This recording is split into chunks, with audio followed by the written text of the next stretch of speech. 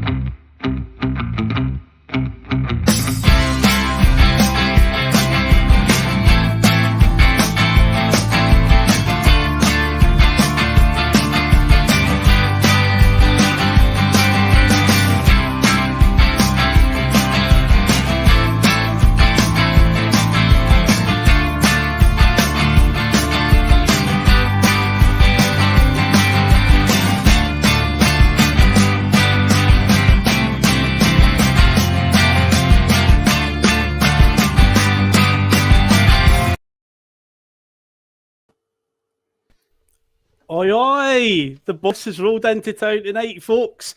And just a wee side note before we get started, that was the scariest 2 minutes of my life because the video didn't load for me at this end. So I was literally sitting staring at a black screen like, waiting for my cue. So the technical gremlins are still here tonight, but don't worry, we will power through it because the number 96 bus has just rolled up to the bus stop, guys. So come aboard. It's some nostalgia. It's some bustalgia because tonight, guys, we are talking Euro 96, the summer where football came home. The greatest tournament that England didn't win, despite what you may have heard many times over the last few years. We'll be talking fashion, culture, one-hit wonders. It was the year of the Macarena, Britpop at its height, Oasis versus Blur, missed penalties, weirdos who could bend spoons getting 15 minutes of fame. And tonight I will be asking the most important question from 1996. Just who was your favourite Spice Girl? So, Russell, you're joining me again tonight for another Bustalgia trip. How are you feeling? How the devil are you, mate? I'm jamming, man. Good to be back on the bus, mate. Good stuff. Big thank you to all the missing search parties that were out. I mean, we've done 120 shows in under 6 months, Phil. We took a wee weekend off, that was all. You know, the thing is with the bus, man, it's like sometimes it can spin out of control as well, Phil. People need to remember. They can. I like a party, mate. I like a party. And last night my tea got the better of me. I ate my dinner and literally, I don't know what happened. I woke up and it was 20 to 11 at night and I thought, well, I better not rev up the bus this time. I've got neighbours and all that, you know what I mean? So, good to be back on though. A nice weekend off. I would love to say it's been one that's revitalised me and, you know, recharged the batteries, but it's probably the opposite of that. But I'm here. I'm feeling good, mate, and I'm looking forward to seeing what you've got in store for us as we take the bus on a time machine yet again, Phil. Back to 1996. Yeah, man, the DeLorean bus is revved up and it's ready to go. The flux capacitor is fluxing, you know, rev that engine at 1888 miles per hour, and we are off skate back to 1996. Myself and Bhoycie's first ever exposure of European Championships. I can remember when this was rolling around asking my dad, what's a Euro 96? And he's like, well, it's basically the World Cup without Brazil and Argentina. It's like, oh, okay. Yeah, so that's the sort of layman's terms of it. It's the World Cup without all the South American teams that usually win it. But yeah, it's going to be a fun one tonight. Because I say there's a lot going on in 1996. It's one of these tournaments that etched in many people's minds. And I think had this tournament been, in, say, Spain or Italy or something like that, but everything went down exactly the same way. See, England still got to the semi-finals, Germany still won it. I don't think they would harp on about it as much as they did. They still do, because I think a lot of it's to do with where it happened and at what time it happened as well. It was just like the perfect storm coming together. It was, mate. It was. I just think, like, 1996, it's one of those ones where it's like, because it was, in England, neighbouring country where a lot of your musical tastes and all that are influenced from as well, Phil. You've got to be honest. I mean, a lot of culture, whether we like it or not, is led from our neighbours. You know what I mean? Yes. Just naturally, that is just the way it is. But it was such an exciting time, both football-wise, the English Premier League was sort of in full swing. Yep. And you look at the bands, obviously the Oasis were peaking at this point. The Spice Girls that you've already, sort of alluded to. I mean, they were on fire. But I mean, there was just an amazing optimism, I think, around. It would have been nice not to be 8 years old, you know what I mean? And just like, probably not even allowed a fizzy juice, you know what I mean, for the Scotland game, let alone a fucking beer. But, I think, that would be my one regret. That was like, maybe just a wee bit. Probably too young to appreciate that. Young, like, I just think when you watch it back, you go, it would have been great to have been, like, in your pomp, do you know what I mean? Like, going down there for it, I think, you know what I mean? It would have been great. Yeah. Oh, it would have been phenomenal, especially with it just being literally a train ride away or a bus or a plane, just get down there. We saw it last year when Scotland went in to play England at Wembley in the Euros. So I was really jealous watching them all coming off the train that day. I was like, man, wish I'd actually went. But before we get started, I need to do all the pleasantries. So remember to subscribe, which is above my head here, and over that side, that one, like, comment, share, all that good stuff, because YouTube does enjoy an active channel. And Russell, is tonight officially the last night that they can get a Bhoycie Bus t-shirt from Fanboy? 3.5 hours to go. And what fanboyfootball.com, by the way, I mean, the chap who runs it, and I don't know if he wants his name disclosed, so I'll refuse to do it. I'll not do that. But I mean, fanboyfootball.com got in touch with me. See, just because this partnership's worked so well, Bhoycie, he goes, anything bought on the site between now and 12, he goes, I'm going to give you all the profit of it. Honestly. He goes, I want the bus to get all the profit and any benefiting I can do. He goes, I'm being serious, mate. And I was like, that's like, obviously I was like, look, we'll split it or something. But not even that, just you take, if you've got your own items, you should be making the profit. I mean, he's never took a penny, man. You know what I mean? So, that was the gesture made. Yes, you've got 3 hours, 4 hours, 3.5 hours, something like that, to get the Bhoycie Bus merch before it's gone. It's limited edition now. It is going to be a collector's item, mate. And everyone knows it. You'll have been there at the start, at the beginning, and because folk will know, it'll get to that stage, like, see in a few years' time, and obviously inevitably other t-shirts come out and stuff from the site and stuff. Are you like, is that an original? Is that an Adidas original? Is that something a bit like, Is that right? Is that 2022 vintage? I don't think so. Right?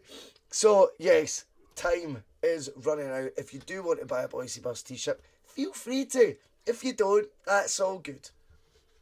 Yep. So again, guys, time is now. Well, watch us, but maybe open it in a separate window. Keep this video open and get your Bhoycie Bus t-shirts purchased. They're about to become, extinct essentially. So get them now. And also, before we start, just like last week, I have come armed with a trivia question, Russell, because I know that you love a wee bit of trivia. I do like them. I do.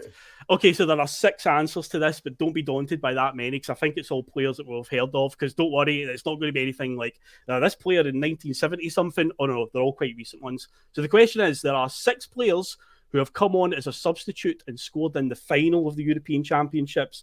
Can you name the 6 players? We will revisit the answers at the end of the show. Read that again, please. 6 players, 1, 2, 3, 4, 5, 6 of them have come on as substitutes in the final of the European Championships and have scored.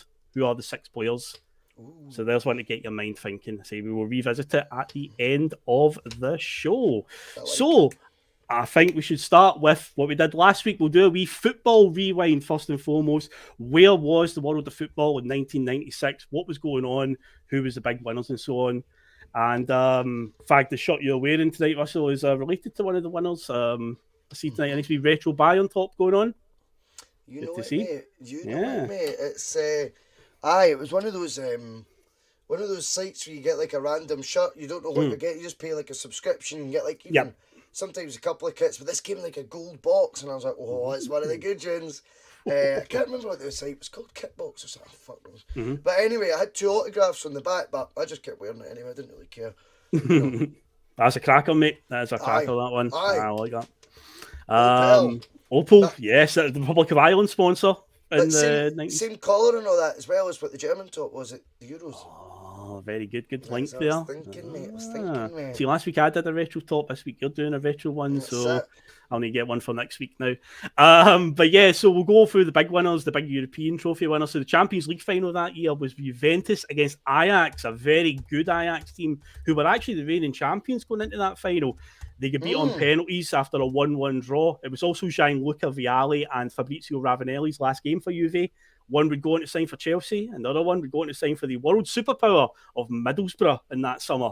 Ravanelli rocked up at Borough, scored a hat-trick on his debut in the 96-97 season against Liverpool. But yeah, Vialli ended up at Chelsea with Di Matteo and Zola and so forth. But yeah, it was their last game going out winners of the Champions League. The UEFA Cup was won by Bayern Munich, as Mr. Bhoycie is modelling a Bayern Munich shirt tonight. They beat Bordeaux 5-1 over 2 legs. Because something quite significant was earlier in the tournament, they beat Raith Rovers.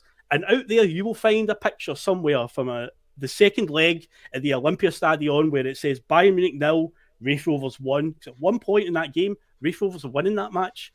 There's actually a picture out there that exists to the scoreboard where I'm sure Raith Rovers fans have probably got it framed on their wall and stuff like that just to relive that moment. Yeah, definitely. And the Cup Winners' Cup was won by Paris Saint-Germain, who beat Rapid Vienna 1-0 in the final. And as for the major domestic leagues across the continent, once again, England and Scotland, it was Man United and Rangers that won. Italy, it was AC Milan that lifted the title. In Spain, it was Atletico Madrid that won the title that year. They wouldn't win the title again until 2014, so that was quite a big gap. But yeah, 96 was Atletico. Germany was Borussia Dortmund, so it wasn't Bayern for a change. Dortmund, of course, would go on and win the Champions League the very next season. In France, it was Auxerre, a team who's made headlines this week. Have you seen the Saint Etienne video, Russell? It was Auxerre that beat them in the relegation playoff. So Auxerre are back in the top division. But yeah, it was quite violent scenes in Saint Etienne. Of course, in Holland, it was Ajax that picked up the Eredivisie there. And in Portugal, it was FC Porto. And that one stood out to me, Russell, because I know that you will appreciate this because you and I have a similar vintage. You'll have seen many tweets out there from people say the streets will never forget. And I think some kids have kind of no grasp what the meaning of that is because they don't usually post anything that's very retro, but usually you'll see it attached to things like the Football Italia intro. But here's a player, when as soon as I saw Porto's name, and I thought, Russell, remember this guy? Do you remember Mario Jardel and how good he was in the 90s? Yeah, like Jardel, 1973. Scary good striker. He was actually meant to sign for the opposition, mate. That's right. I remember all those stories, yes. He was meant to join. I'm sure he was in the stands. Jardel. I'm sure he ended up going to Galatasaray instead. I could be wrong, but if my timeline is right, I think he went to Galatasaray and instead scored like 40 goals for them in that season at the Turkish top flight. Frightening. He when I was doing a bit of research on the other nights again, when I was looking up all these winners, I was like, I wonder what happened to him. He ended up at Galatasaray, then he came back to Portugal and had a wonder season for Sporting, and he was meant to go to the 2002 World Cup, but he didn't because he likes a bit of the Colombian marching powder up his nose apparently, and that was one of the downfalls in his career. So, oops. But yeah, he was some goal scorer anyway. But Jardel, the streets will never forget. We'll never forget Jardel. What a player. And speaking of which, the Ballon d'Or winner in 95 going into this tournament was George Ware, AC Milan, who, of course, Timmy Weir would sign for us in 2018 on loan. And I think everybody who watched football in the 90s has seen the George Ware goal, where he picks it up from his own box and basically beats every single Verona player on the park and runs all the way up and scores for AC Milan, then proceeds to celebrate by running pretty much the whole length of the park again. Insane. What a player. But he was Liberian, I believe he was his nationality, yeah. And he's now the president of Liberia or something like that. I don't know if he still is, but he certainly went on to be the president of Liberia at some point. I don't know if he still is, maybe he'll be, but he definitely was. Yeah. And the Ballon d'Or winner coming out of this tournament at the end of the year was quite a surprise one, but he did win the Bundesliga and he did win the Euros. It was Matthias Sammer, Borussia Dortmund centre-back, who would also then go on to win the Champions League in 1997. Because he scores quite a few goals, actually, in this tournament, even though he's a centre-back. Did he play sweeper as well, though, Sammer? He did. He was a sweeper, It's a bit of a old school position sweeper, isn't it? Beckenbauer, isn't it? Again. Let's bring back this sweeper role, man. I'm all up for that. Yeah, that's what he was. Because when I looked at Germany's lineup for the game against England, it was like Sammer was at centre back, but he was further back than the other two. I was like, the old sweeper. There you go, good Beckenbauer position. So in the other sports, I'll just quickly run through them. So I started last week with motorsport. So Damon Hill finally got his revenge on the evil Michael Schumacher after he dumped him off the track in 1994. Damon Hill finally got the World Championship in 96. It's a moment that's synonymous to F1 fans because as Damon Hill crossed the line, Murray Walker says, "I have to stop right now because I have a lump in my throat," because he couldn't commentate. He was about to bust out crying. He was that emotional about it. Yeah, good old Murray. In American football, the Dallas Cowboys once again won the Super Bowl. They beat the Pittsburgh Steelers. In tennis, Wimbledon, I will try and pronounce this right. Russell, you can maybe keep me right because you're a bigger tennis fan than me. Richard Krajicek, was it? Richard Krajicek. That's how everyone called it at the time, Richard Krajicek. He won the Wimbledon men's title. Meanwhile, Steffi Graf won the women's championship that year. In boxing, and I can remember this vividly, Mike Tyson absolutely leathered Frank Bruno in March 1996 to win the WBC Heavyweight Championship and proceed to hold it for pretty much most of the year.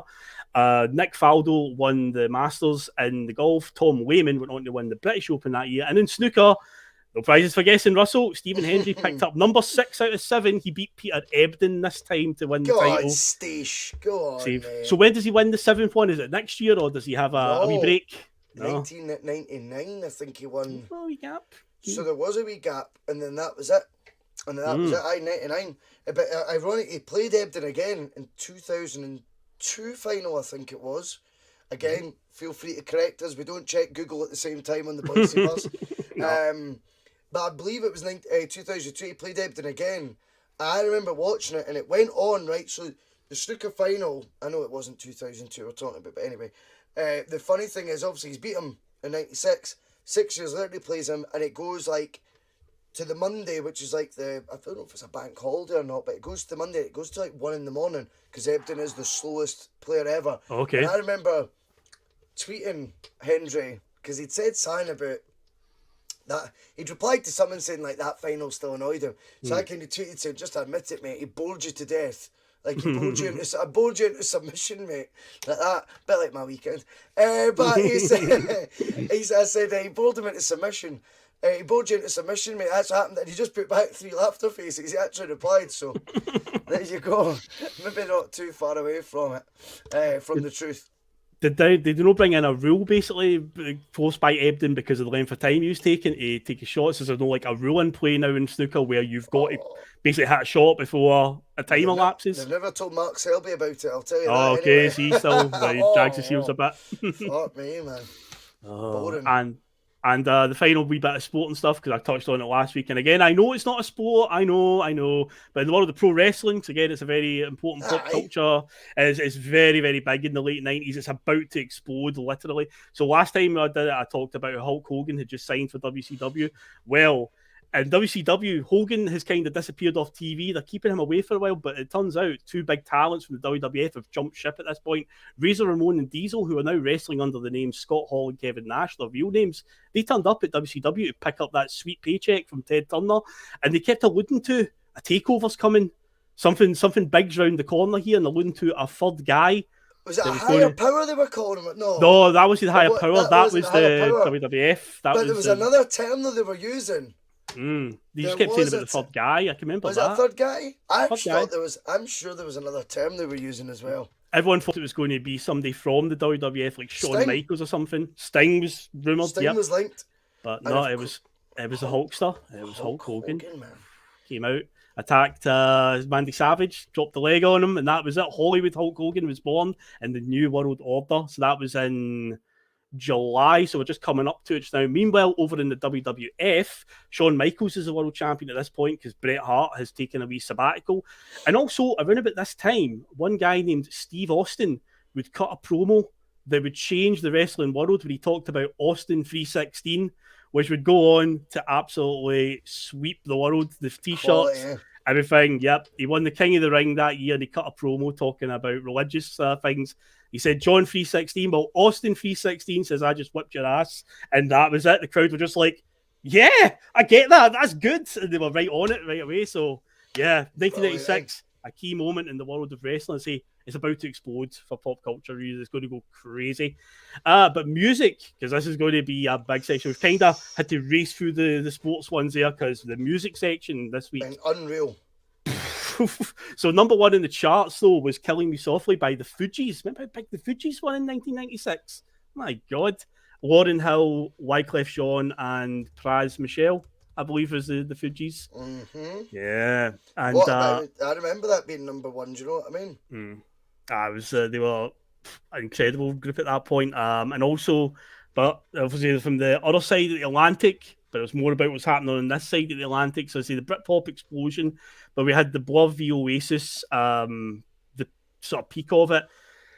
So, Russell, what a shite that though. Do you know what I mean? Like, that was naughty. Like that, I think. Like the thing was with that, Blur knew they were getting beat. Do you know what I mean? So they put back their single, and interesting as well.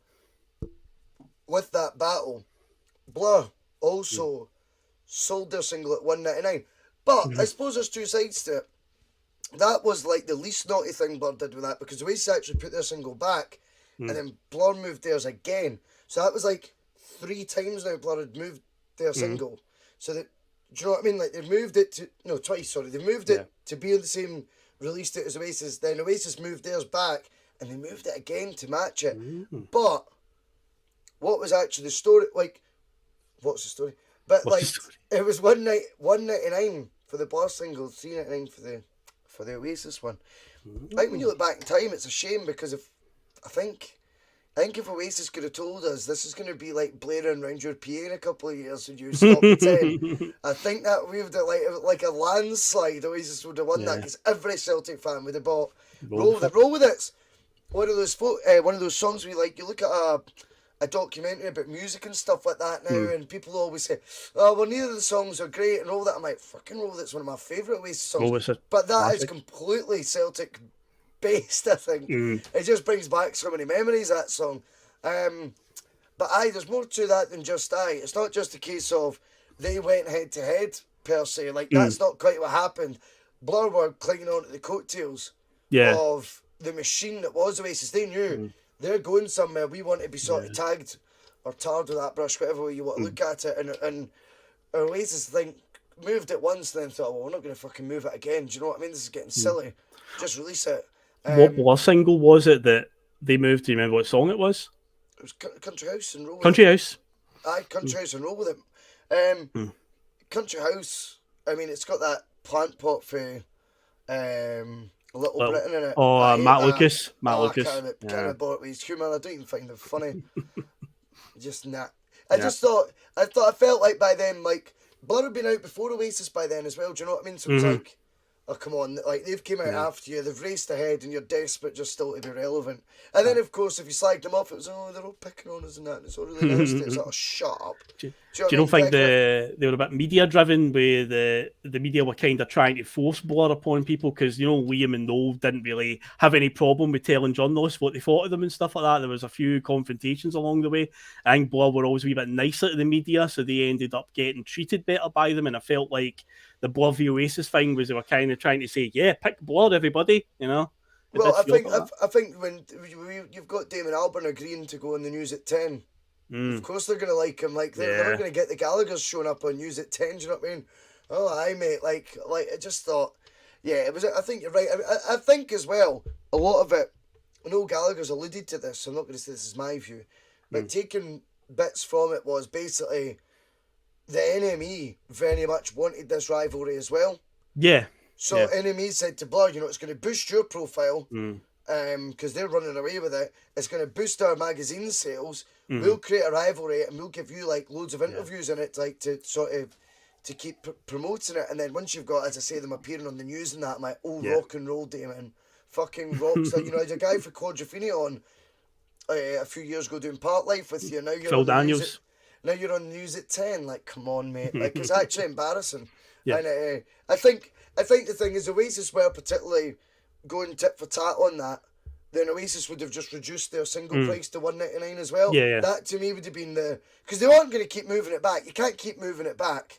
You know, for Blether to have already done it twice is ridiculous. Oasis weren't going to go down that road. I think if Oasis were genuinely biting to it, they would have just went, right, well, let's make it even playing field and we'll both do them at $1.99 each. I think the fact they didn't do that told you sort of how little regard they had for the battle. They moved it once just to go, oh, fuck that. Then I don't think they were that bored. I mean, it was a wee mini battle. Oasis won the war. Oasis definitely did, because in '96, if I had to say like two terms to sum it all up, would be Nebworth and Main Road, because they were the two sort of big iconic gigs that Oasis did in '96. They did 2 nights at Nebworth, and then there's they played, you know, before Man City moved into the Etihad. If you're too young to remember, when Man City had a proper fan base at Main Road, proper old school stadium, they played 2 sold out nights there as well, and you could find all the footage on YouTube. And again, Oasis, they're pretty much at the peak of their powers at this point. They are absolutely incredible. As you say, Nebworth. In fact, the documentary film Supersonic, I think it builds up to the end of it as Nebworth. It's basically building up all to that, isn't it? But incredible stuff. If you've not seen it, I mean, how many people were at Nebworth for that? 125,000 each night. Oh, and they reckon it was something like 1 in 22 people in the UK applied for a ticket. Now you take out kids and you take out OAPs, and you start thinking of that, the age group that would realistically be applying. Like everyone basically wanted a ticket. They could have sold that 2 weeks straight, which is insane, absolutely insane. Now James Young's the panel is not talking us tonight. Well, we just spoke to you, James. Well, there's a lot of stuff to get through. 1996 was a busy year, James. Don't you worry. I'm bringing up comments left, right and centre if you've not noticed, mate. Last week we were on for 2 hours and 45 minutes, so I'm conscious of the time this week. Luckily, because Scotland qualified for this tournament, we don't need to go on too much about Scottish football player links, because there's the Scottish national team are there. We'll be doing a pretty deep dive on how Scotland got on. But Lanky makes a good point, just very quickly. How mental is that, though? Like, we're doing this, and this Friday and Saturday, Liam Gallagher plays Nebworth 26 years split. 26 years ago, he did Nebworth the first time, 125,000 each night. This year, it's 80,000 each night. Still good, man. It's good. It's unbelievable. Good. It's ridiculous. Yeah. And the thing is, as well, I bet you the age groups, this is no nostalgia trip. This is the youngsters wanting to go because they felt they missed out the first time. I don't think you'll ever see anyone being relevant and doing it 26 years apart. I mean, I don't know. You ask Paul McCartney to sell out Nebworth next, one weekend next year. I don't think he would. I don't think he would do it 160,000. Am I right in saying as well, I saw a tweet this week about he's also playing the Etihad Stadium, which again, I've just talked about how he played Main Road in '96 midweek. So there you go. He's also playing Man City Stadium. It's true. Symmetry. And I've seen them at that it was called the City of Manchester Stadium at the time. And I've seen them. Oh, okay, yeah. It's 2nd of July 2005. Okay. But it's incredible that he's incredible to be doing that like so far apart. It's just crazy. It's a good point. Well, you see all the youngsters nowadays are basically going to see Liam Gallagher because he's fucking awesome. He is some man, honestly. Kasabian will be in there, buff. Kasabian without the lead singer because he got punted a few years ago, didn't he? Tommy winner, but it was a crazy story. So it was his daughter. Yeah. His daughter phoned the police, his 6-year-old daughter, because he was battering the missus that much. Joseph was fine. Like, see Kasabian, I went to see them in 2004. See the night we played. We had Shakhtar, Barcelona, and AC Milan in the Champions League group that season, right? And the night we played AC Milan, I was at the Barrowlands to see Kasabian, and it's still genuinely one of the best gigs I've ever been to. That was phenomenal, because at that point I felt like this is the closest thing to Oasis since Oasis. I was like, this band are fucking awesome. And I'd seen them at Tea in the Sure. Park that year as well. But yeah, What years year? later, when 2004? December 2004. Yeah. The same night we played AC Milan and drew 0-0 at Celtic Park in the Champions League in the exact same night. Ah, gotcha. I remember seeing Kasabian, it must have been 2006 at Tea in the Park. 2005 it might have been. And he came out and he looked like fucking Obi-Wan Kenobi. Aye. He had like this sort of the side shed, the beard. He was wearing all denim jacket, denim jeans. I got a new denim jacket today, actually. It's fucking minted. I'll be wearing that soon on the bus. Benetton. Just to go back, if you want to go retro, 1996, Benetton, mate. It's quality. I'll wear it soon. And but he came out like Obi-Wan Kenobi. I was like, he looks different. And he just kept calling us like, you fuckers. And I was like, I'm having this band, man. Yeah, totally. What year would it have been? There was the London bombing or something like that. 2005, July 2005 was London. So that had just happened, And like, it just happened because he was like, London bombers, you want pizzas, you fuckers. And I was like, oh, this guy's lively. But he gave you, I think you're right, he gave you like, maybe they are the heir to the throne. But see, to be fair, see when like it comes to like 2009 and you're supporting Oasis, I'm like, nah. That's it. You know, Oasis if that had been Oasis, like by 2009, they were headlining all their own stadium tours anyway. So. See, man, what's old is new. It always comes back around, doesn't it? You know, vinyl's in fashion again. Soon cassettes and CDs will be back in fashion. Just you watch. A Walkman and stuff like that. The Liam Gallagher album's out in cassette. There you go. Swear to God, mate. It's out. It's baby blue. It's like The Colour of Man City, and it's out on cassette, mate. Unbelievable. That is funny you said that, because I seen that yesterday on social media. Wow. I was like, wow. Liam Gallagher leading the way. Cassettes will be back soon. That'll be the next one. It'll just all go round in a cycle. Yeah. And then in 20 years' time, we'll be like, what's these MP3 things? My God, MP3s? Like, what? So, yeah, that's all going to come around. But moving on in the old music, the music world of 96, this was the first year that I can remember being conscious of the Brit Awards, right? Because, you know, like, I was really starting to get into music. And this is quite an infamous Brit Awards performance, because this is when the Michael Jackson performed and Jarvis Cocker got up on stage and crashed the performance. I can't remember exactly what he did. Do you remember, Russell, exactly what he did? I just remember Jarvis Cocker got up on stage. Mooned him. He didn't actually pull his trousers down, but he just sort of like mooned him and went, fuck off. Because he was standing at the time acting like Jesus Christ, you know what I mean? The Elf song, yes. And it was like, do you know what? And obviously, do you know, I reckon the rumours are flying about, do you know what I mean? And like, who the fuck are you to be acting like, you know, some sort of, you know, religious leader or whatever it is you're trying to think, whatever pedestal you're putting yourself on, Big Jarvis had had enough.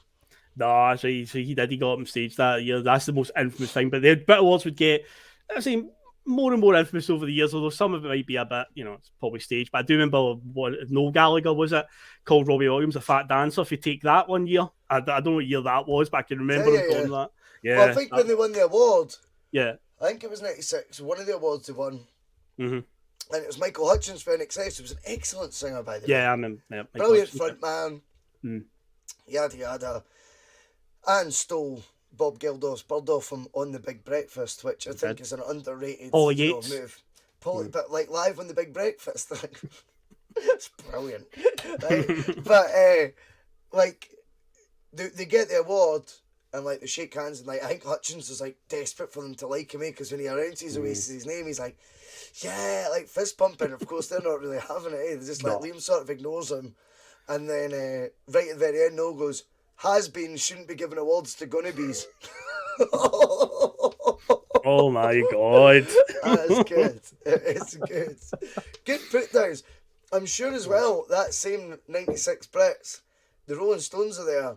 And as they're going up, remember you can smoke inside at this point. Oh, yeah, yeah. As they're going up, I think Mick Jagger's wearing a hat. I'm sure it wasn't in his hair. Liam Gallagher just flicked his flag on his hat as he's walking by him.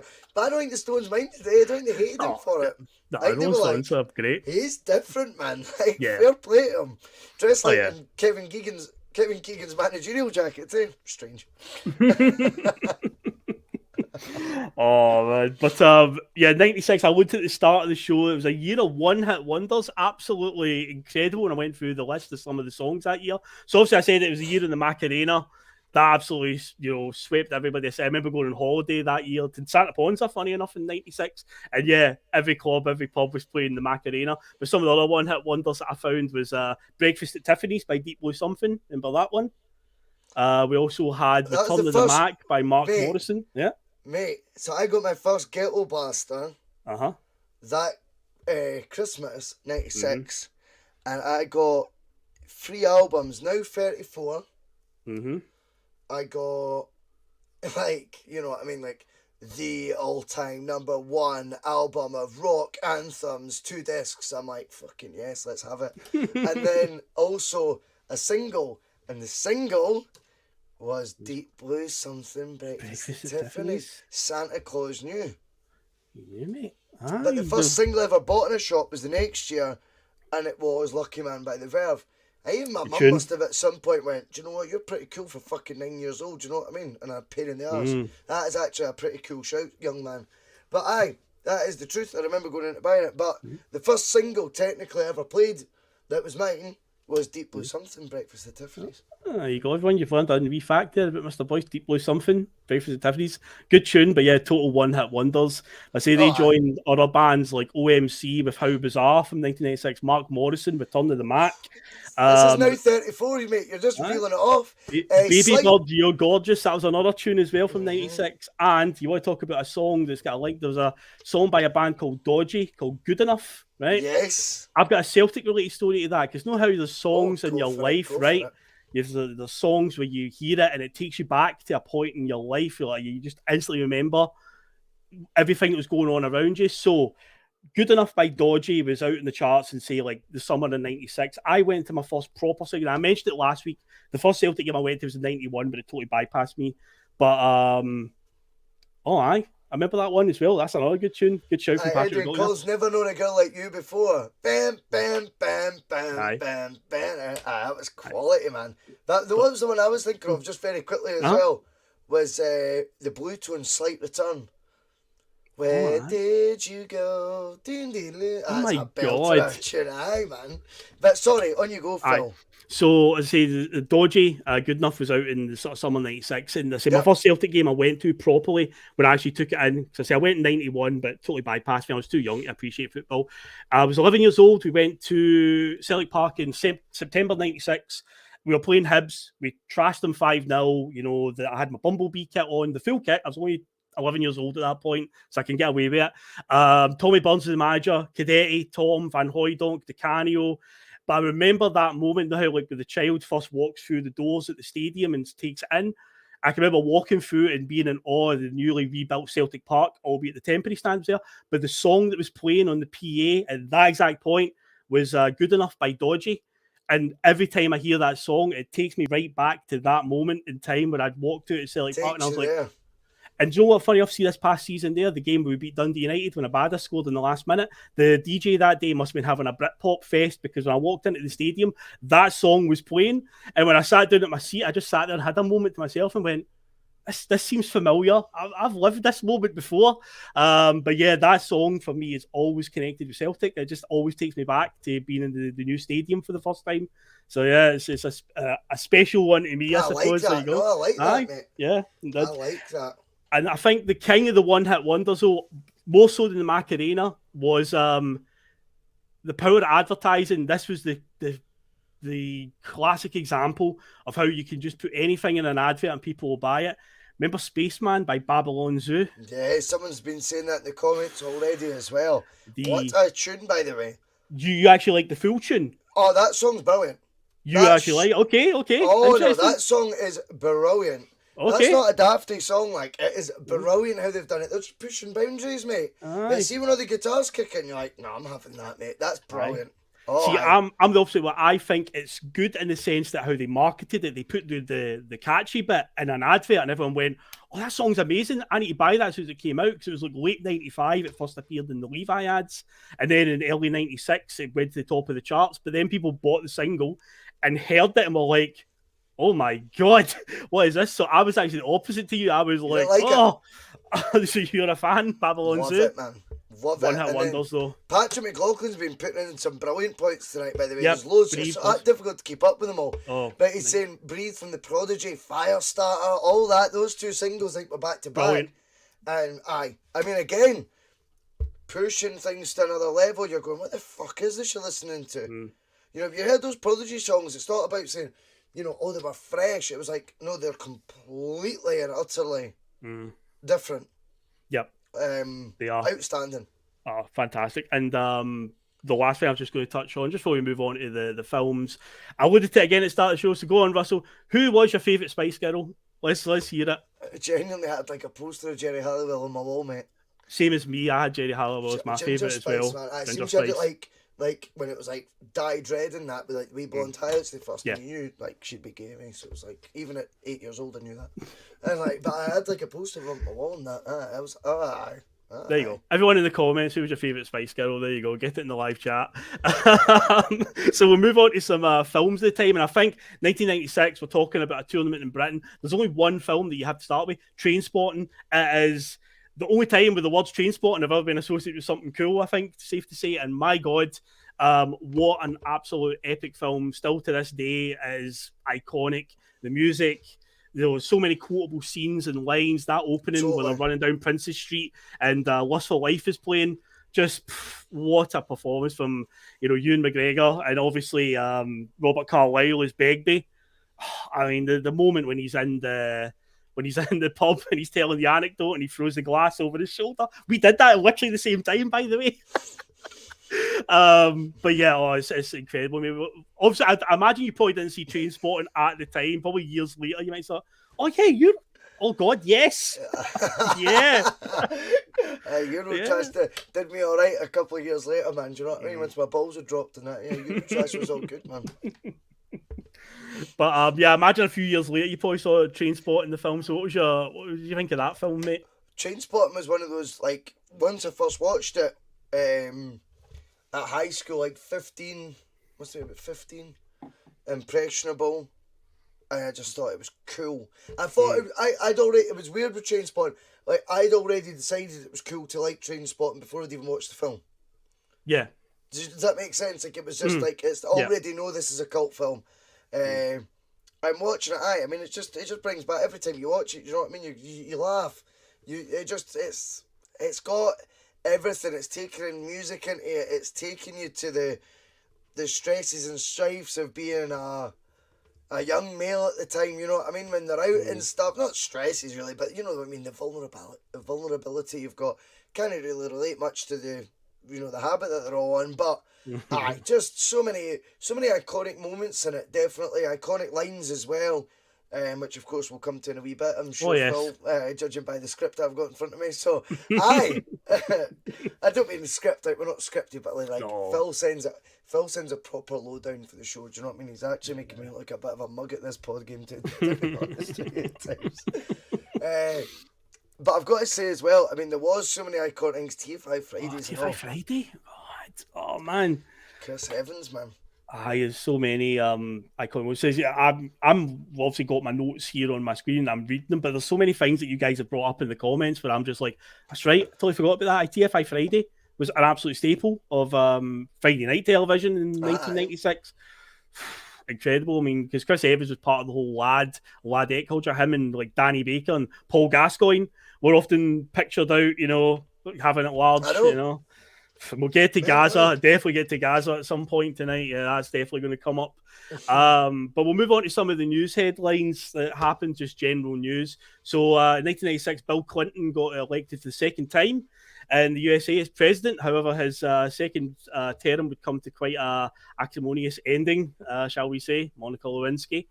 Yes, 1999. He was the first president to get impeached, although Donald Trump has been impeached twice since then, so he's beaten him in that one. Also in 1996, we had mad cow disease was a thing. See, before coronavirus was a thing, mad cow disease was a thing.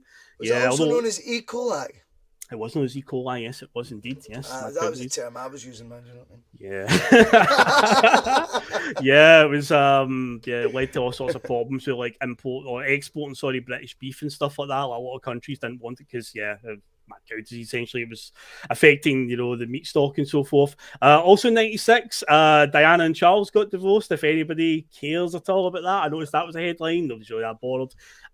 But here's some good news from 1996. The Nintendo 64 launched in 1996. Did you have a Nintendo 64, Russell? No, you man. didn't. You're a PlayStation man. I was no, I think I was just still like, do you know how I play like Championship Manager like the now 20 years later? I think I was still like soldiering through like the Sega age, just going, nah, no beat the Sega, man. And maybe just my parents like, he's a wee irritating prick who's not working hard at school, so he's getting fuck all anyway. You know, I think my pocket money was going to stretch to a PlayStation and the Nintendo 64 if I even got any.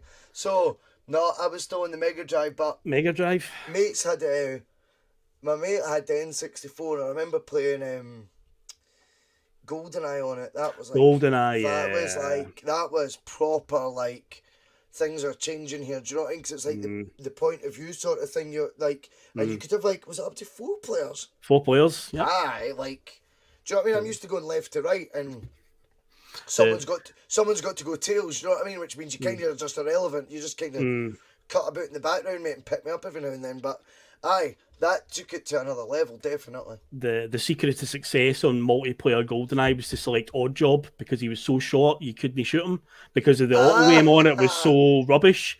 But if you went Odd Job because he was a lot shorter, you couldn't auto aim it properly. So that was always a good tip. Go Odd Job. And but I'll tell you what was really good in N64: the wrestling games, WWF WrestleMania 2000, WCW Revenge, and WWF No Mercy are still to this day by the wrestling community celebrated as some of the best wrestling games ever. Remember them? I had an N64. I got the N64 near the end of its lifespan, so I kind of missed out on it. I did pick up all the games at the time, but a solid console. I've still got mine somewhere in the house. I could probably plug it in and it'll still work to this day. Hell of a console. I know a couple of quick stories from 1996. Tupac Shakur was killed in 1996. Many people to this day still believe he might be alive as well. There's conspiracy theories out there that Tupac's alive, but no, he was shot outside a nightclub in a gangland shooting because, gangster rap and stuff. There's a lot of that goes on. A very mucky underbelly to it. And that's, I see, some people still believe to this day that Tupac's still alive because the songs come out, getting released by him. But I see it's just all old demos that he's recorded and they've just been, remastered and so forth. But the final news story I wanted to get to, now, Russell, you can relate to this one. This surprised me when I was looking at the headlines because I had it in my head that this was earlier in the 90s. And quite incredibly, it's quite relevant to this day because in 96 was the Dunblane shooting. Now, Thomas Hamilton, who did that fucking horrible crime, he was head of a Boy Scout division, and they were actually based in Thomas Muir High School in Bishop Briggs. Now, I'm in Bishop Briggs, and I went to St Helens Primary School, which was right across the road from Thomas Muir. So again, when I'd heard that these stories came out afterwards, it was like, oh, Jesus, you think how close it was. But you yourself, you went to Dunblane High School, you said to me? High school, yeah, man. High school. Mental the way, because I went to Dunblane High 1999 when I went there. So realistically, it was only 3 years later. Do you know what I mean? It's just one of those things. I remember, at the time of it, I was home lunch, right? Because my mum was 3 streets down for the school. So on a Monday, Tuesday, because she worked part time, I could go home for my piece and that. Do you know what I mean? I went in your mum's crying, and I'm like, what's going on here and that, and I then went back to school. Do you know what I mean? To Bridge of Allen, kind of as you do, told folks. Do you know what I mean? And then realised that maybe wasn't the best idea. So it upset people, but I wasn't do you know what I mean? I wasn't meaning it in a bad way. Do you know what I mean? It was just what the and then obviously you're young at the time. You're trying to process what's happened in that.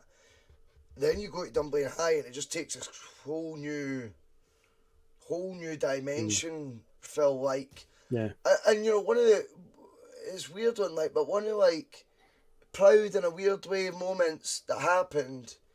It must have been about a couple of years later. One of the girls in my year at school, she'd lost a wee sister, and she was a good friend of mine, Jenny. If she's watching, which I highly doubt, hello. But me and Jenny got on great, and she says, she says, I need a favour from you after school. She goes, you know what day it is? And I went, yeah. She goes, well, we're going down, you know, obviously, like, you know, to the, like, the cemetery and that shit. And she was like, look, I think you know, I would like you to come. And I was like, why? And she goes, because you make me laugh. She goes, that's all I want. I just want to laugh. Yeah. And I walked down the road with, like, her 3 pals or whatever, do you know what I mean? Like, after school. And, like, it was really, just mental. Like, you get in and you see, like, you know what I mean? Like, and how many people are there. And you're like, wow, this happened, like, do you know what I mean? Like, just up the road for you. And, really, really mad. But, like, at the same, in a weird way, like, I've got real pride that I was invited to such a moment, do you know what I mean? Like, Jenny literally walked around and held my hand. She was just a friend, by the way. Just a complete friend of mine. And I look back at that and it really hit home. Like, as you're in that year at school, there's a few people in my year who'd lost siblings, like younger brothers, younger sisters and stuff. And then you get older at Dunblane High, and that year then comes into the school, do you know what I mean? Because they're only 3-4 years younger than us. So, like, they arrive, and I remember there was one girl who had a really bad limp and stuff, and then it turned out she'd been shot and was a survivor. And you're like, it's actually scary to see that, like, in front of you and going, like, this is just such a normal wee place, you know? And then, there's the stories about Thomas Hamilton and what he was all about. I don't want to get too far into it, but you know what I mean? Like, I think he was a wee bit of a troubled soul before that, and I think a lot of what he did was a wee bit of, you know, it was because he was being outed, basically, I think, by a lot of the parents, and this was his sort of way of getting back again. Can't, like, say that's guaranteed, but from what I know, like, but the stories I got at the time, not that I'm going to repeat any, but of where people were in the school at that time. There's another class going into the queuing up for the assembly hall. There's people hiding in cupboards that were in the hallway. That, like, at that age, you know, like, this is fucking mental. Do you know what I mean? And just incredible. And do you know what? I was lucky in my year at school, Phil, Andy Murray was in my year at school. Sound as, man, right? Sound as. And I just think, do you know what? He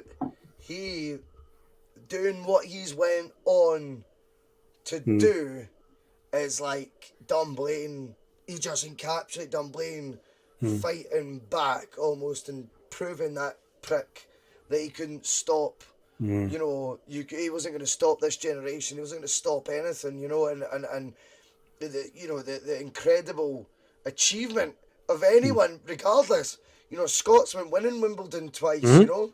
Like a Davis Cup, a US Open. This is ridiculous. Like, but I also just get that other I look at it from a different angle, if you know what I mean. Like, I knew Murray, do you know what I mean? Not like I wasn't big pals or anything like that, but you know, he liked me and I liked him, do you know what I mean? It was cool. And I just think him doing that was absolutely incredible, do you know what I mean? I think it was it's mental to think that two of the, you know, one such a positive story from Dunblane, you know, on the back of what is a worldwide known tragedy in that same tiny village that if you went to, you wouldn't believe, like, this is capable. And you know, I think, you know, Murray shows his strength as an individual, and by the way, the whole community do show their strength as a community, and how they can, you know, how they conduct themselves on that, you know, anniversary and stuff. I mean, it's really it's really touching. It's really it hits home, and at times you felt almost like, you know, like, I don't really know, you know, school's open today and it's the anniversary and stuff, like how you meant to be, and it kind of makes you realise, you know, this is a sin that any of these people went through that. But the story, I think someone said in the comments, you know, like, it's like a 9/11 moment, you know, and people probably from a generation older than us would say it's a JFK moment and stuff like that, do you know what I mean? And I think it's absolutely right. I think the second you found that out, it doesn't matter if you were, you know, in our case, Phil, 8 years old. I don't think it matters if you were 18 years old, whatever. you remember. Yep. When you were told that, do you know what I mean? Do mate. Aye, it's a real landmark moment for all the wrong reasons, and it's just so surreal because again, it's a wee small town in Scotland. Fortunately, to this day, we've never had any such atrocity happen again. But sadly, as we're doing this show, literally last week, again, our friends over in the US of A, it just never ever ends, and words won't fix it, only actions will. And Joe Biden's got to. It's time to do something over there because it's a fucking joke with the laws over there. So can he be turning on news again and seeing stories like this? And then the thing that always irks me is these people who commit it. They always end up, never being brought to justice. They usually take the cheap way out, and kill themselves. Or obviously in America, the cops get to them first sometimes. But it's like, why see these bastards do fucking time, man? Why see them suffer for what they've done? But it's a horrible day. I can say I remember when Dunblane and say, you remember where you were and what you were doing and so forth. So it's a horrible moment. I say in my head though, when I was researching this, I thought it was like 93 for some reason in my head. I thought it was a bit earlier in the 90s. No. So 96, it was like but I didn't know that Andy Murray was in the same year as you. So that's another interesting fact if you learned about Russell tonight, everybody.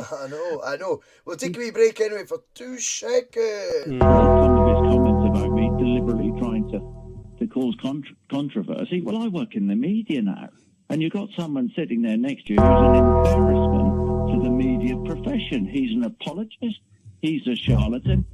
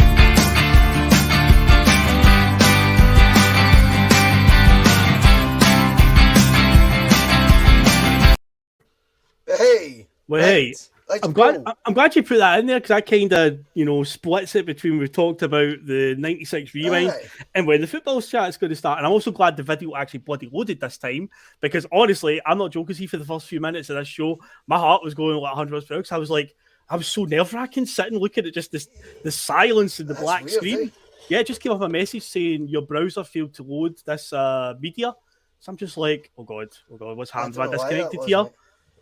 Spooky, but hey, it's worked so far. So yeah, let's get into the football chat as Euro 96 time. So a couple of wee pre-tournament headlines. Well, the biggest headline, England would cause a bit of a stir when they went on a little pre-tournament trip to the Far East to play some friendlies.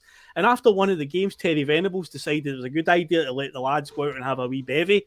Just a wee team bonding exercise. And it would make headlines all over the newspapers. The likes of Teddy Sheringham, Paul Gascoigne and so forth. The dentist chair, as it's become known, where somebody's lying down and everyone's pouring tequila and vodka and all sorts of other drinks into them. it would become the goal celebration later on for Gaza. But yeah, that didn't go down too well. I can remember the headlines in England. They were, because the English media are always ready to crucify their national team. They're always ready to jump on them when it goes bad, and that is because they've spent like fucking like months telling the world that they're going to win it. Yeah, and then that's happens. why, because they're like you're putting egg in our faces. It's like no, like the egg's on your face because you're that biased. You know what I mean? Quick question though. What's your taking away the fact that he played for Rangers? Anything? What's your genuine thoughts on Paul Gascoigne? I mean, like, I mean, not got a background that I would be proud of. Do you know what I mean? Like, I like a bevy and all that, but do you know what I mean? Like, you can't be doing the stuff that he does, or did. Yeah. I think now he's just a caricature almost of himself, to be honest. Pretty much. In terms of though, do you know what? See all that stuff as well. I like to leave that to one side. Yeah. To a point, Phil, because it's just often we don't know context behind a lot of these things as well. I'm not going to condone it either. No, of course. Hence why I've criticised it. But I mean, Red Baron says he just likes to party. I mean, you know, he battled his wife in that, mate. Do you know what I mean? Like that's you know, he's been racist. You know, stuff like that. Like these are facts. You know, but on the pitch, what a player! Unbelievable. And I think, you know, I do think as well he's got a hell of a lot of funny stories. Do you know what I mean? Like, I'm sure in training camps and stuff, he must have been great fun. But I've got to be honest, would he be someone that I would be saying, like, oh yeah, you fucking idolise him? You know what I mean? Like, not for me, Phil. No. As I say, I'm not too dissimilar. One hell of a footballer. Yeah, I say same. Like he is an unbelievable player on his day, but a very, very troubled man off the park with numerous different problems. You're right about the funny stories he's got. I've actually watched the Gascoigne film that was on like Netflix or Amazon Prime, and some of the stories. One time he brought an ostrich to training, and when he was playing for Tottenham, he stopped to London Zoo and brought an ostrich in, and Terry Venables just walked out of the training ground and went, I don't want to fucking know, and just walked back into the building. And at the end of the day, Gaza had to chase an ostrich around the training park because he had to bring it, you know, get it back in his car and take it back to London Zoo. Just mad antics like that. But yeah, an absolute... I think his problem is he's a guy, all he had was football. He seems to be a guy that was just a bit too daft to do anything other than kick a ball really well. And when footballers retire, they either go into coaching or management, they go into the media, or they do something like set up a business, say a pub or something, right? And Gaza basically just wants to play football, but he can't accept that it's gone now. He's had a lot of leeches in his career that have basically took advantage of him. And yeah, it's crazy. You just see the stadium now, and it's like, Jesus, man, think what a player was. But yeah, totally a very, very troubled man off the park, and some of the antics that he got up to, they good at all, man. So no, I know, and I get that. I mean, I think it's easy to be harsh on people, Phil, sometimes. You know what I mean? Like, but I think as well, like, we live in a generation, Phil, where Neil Lennon, for being passionate, for being animated, for being a wind-up merchant at times, they're all within the fucking rules, right? All within the rules.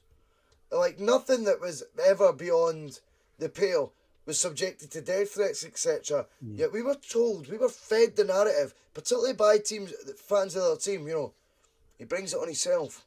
The media, MSM, he brings it on himself. Yeah. So, colour me blind, mate.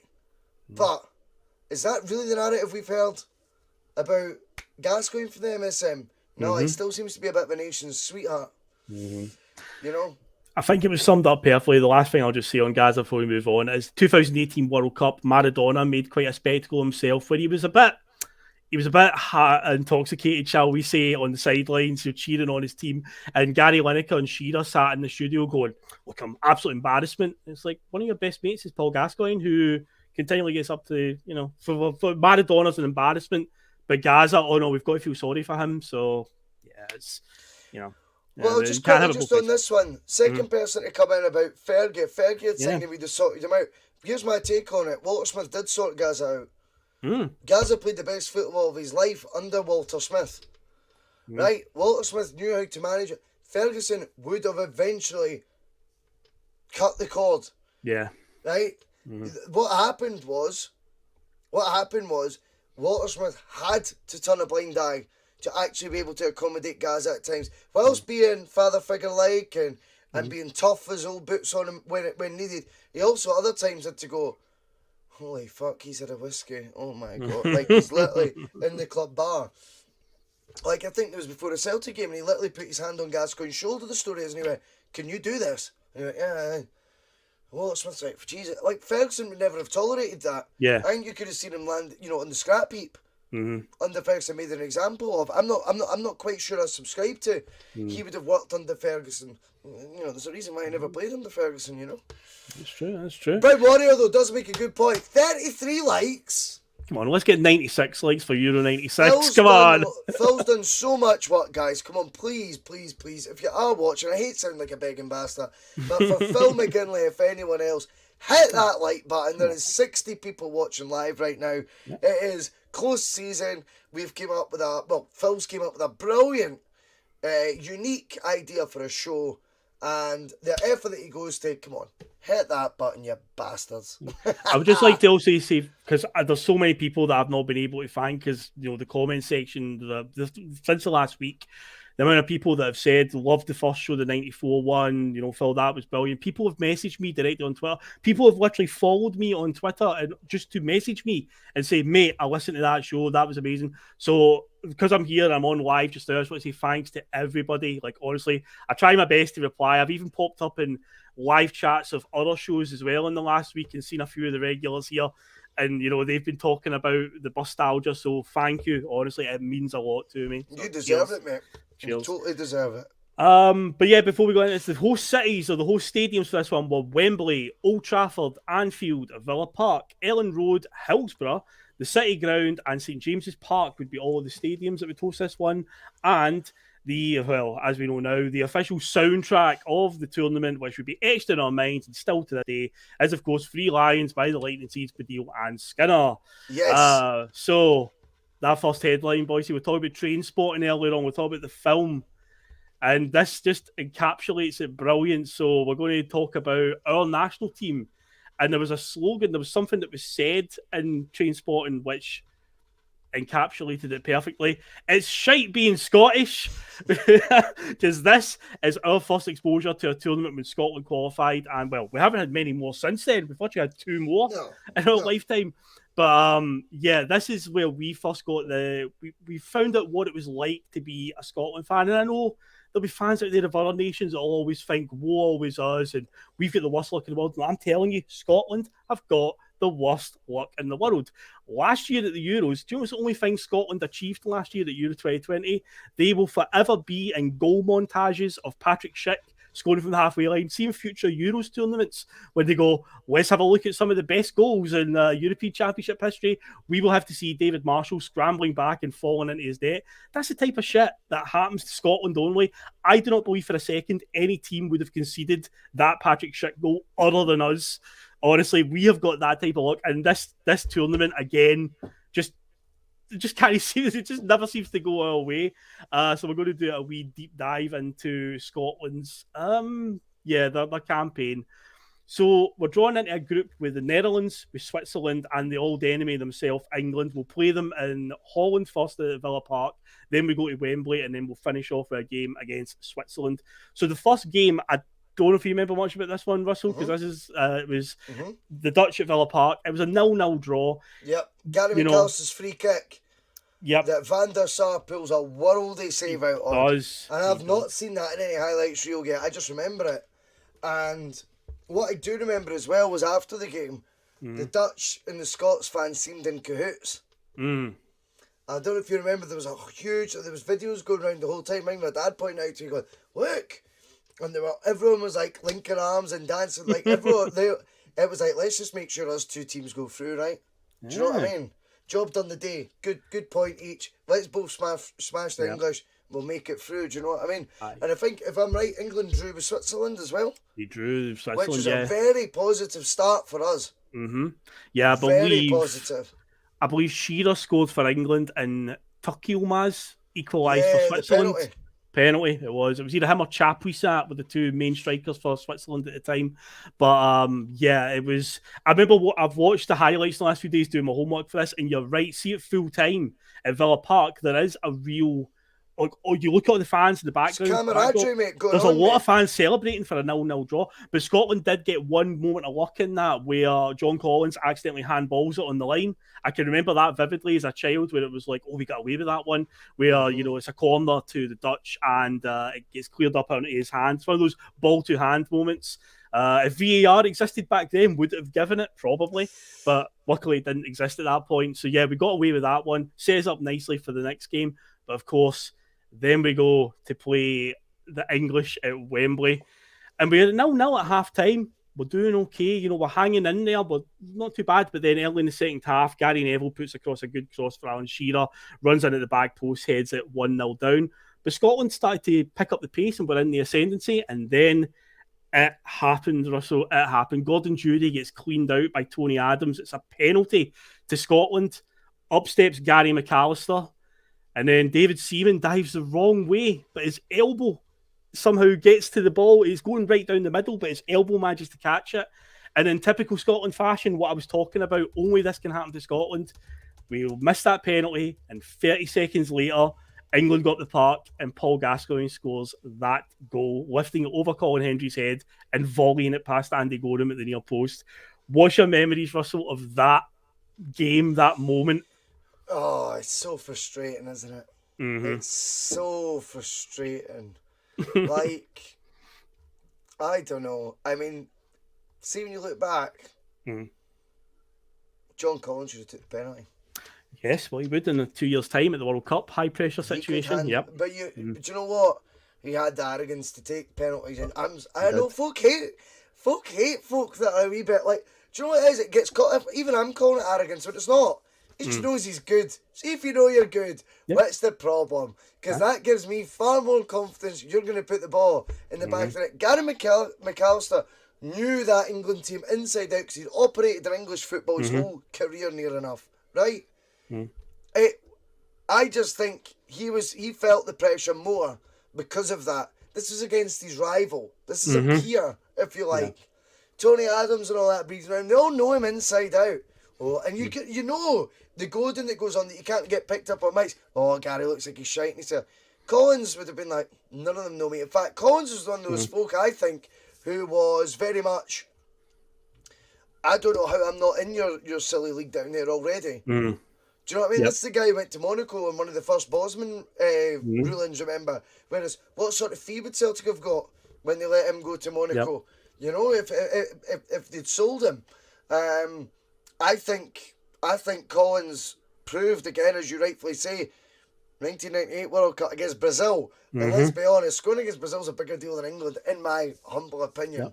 It is. That's the holy grail, scoring against England. And John Collins scores it and then points to the back of the jersey, mate. That's right. I think you need folk with that swagger. If it'd be me and you could go back, John Collins takes that penalty. Scotland score. Scotland go in to win the game. Gary McAllister looked nervous, was surrounded by his peers. For a guy who was pinpoint with his passing, it was all about placement. Look where he puts that penalty. It looked a bit like a certain Welshman 2 weeks ago. Aye, that's a good point actually. But but let's keep in mind though. Let's keep in mind, man. There was some dark magic going on. Remember where Yuri Geller came out of nowhere a couple of weeks after and said he was in a helicopter above Wembley and said he used the power of the mind. And just as Gary McAllister ran up, he basically said the word move, and the ball slightly moves. And apparently that's why Gary McAllister missed. It's nothing to do with the fact he just blasted down the middle and David Seaman got lucky. No, Yuri Geller, spoon-bending weirdo that he was, with that one trick that he could do that got him 15 minutes of fame in 1996. Yeah, he basically claimed that he caused Gary McAllister to miss that penalty. It's embarrassing, eh? Like, it's actually embarrassing. Real, man. Some twat who tells you he's bending cutlery and that. Do you know what I mean? Like, just shut up. You know now, what I mean? A wee question I just want to ask you about Gary Mack, just a wee sort of talking point is... What is he saying now? There's absolutely no need... Oh, sorry, the penalty thing. I thought he was serious there. But the penalties were similar, Red Baron.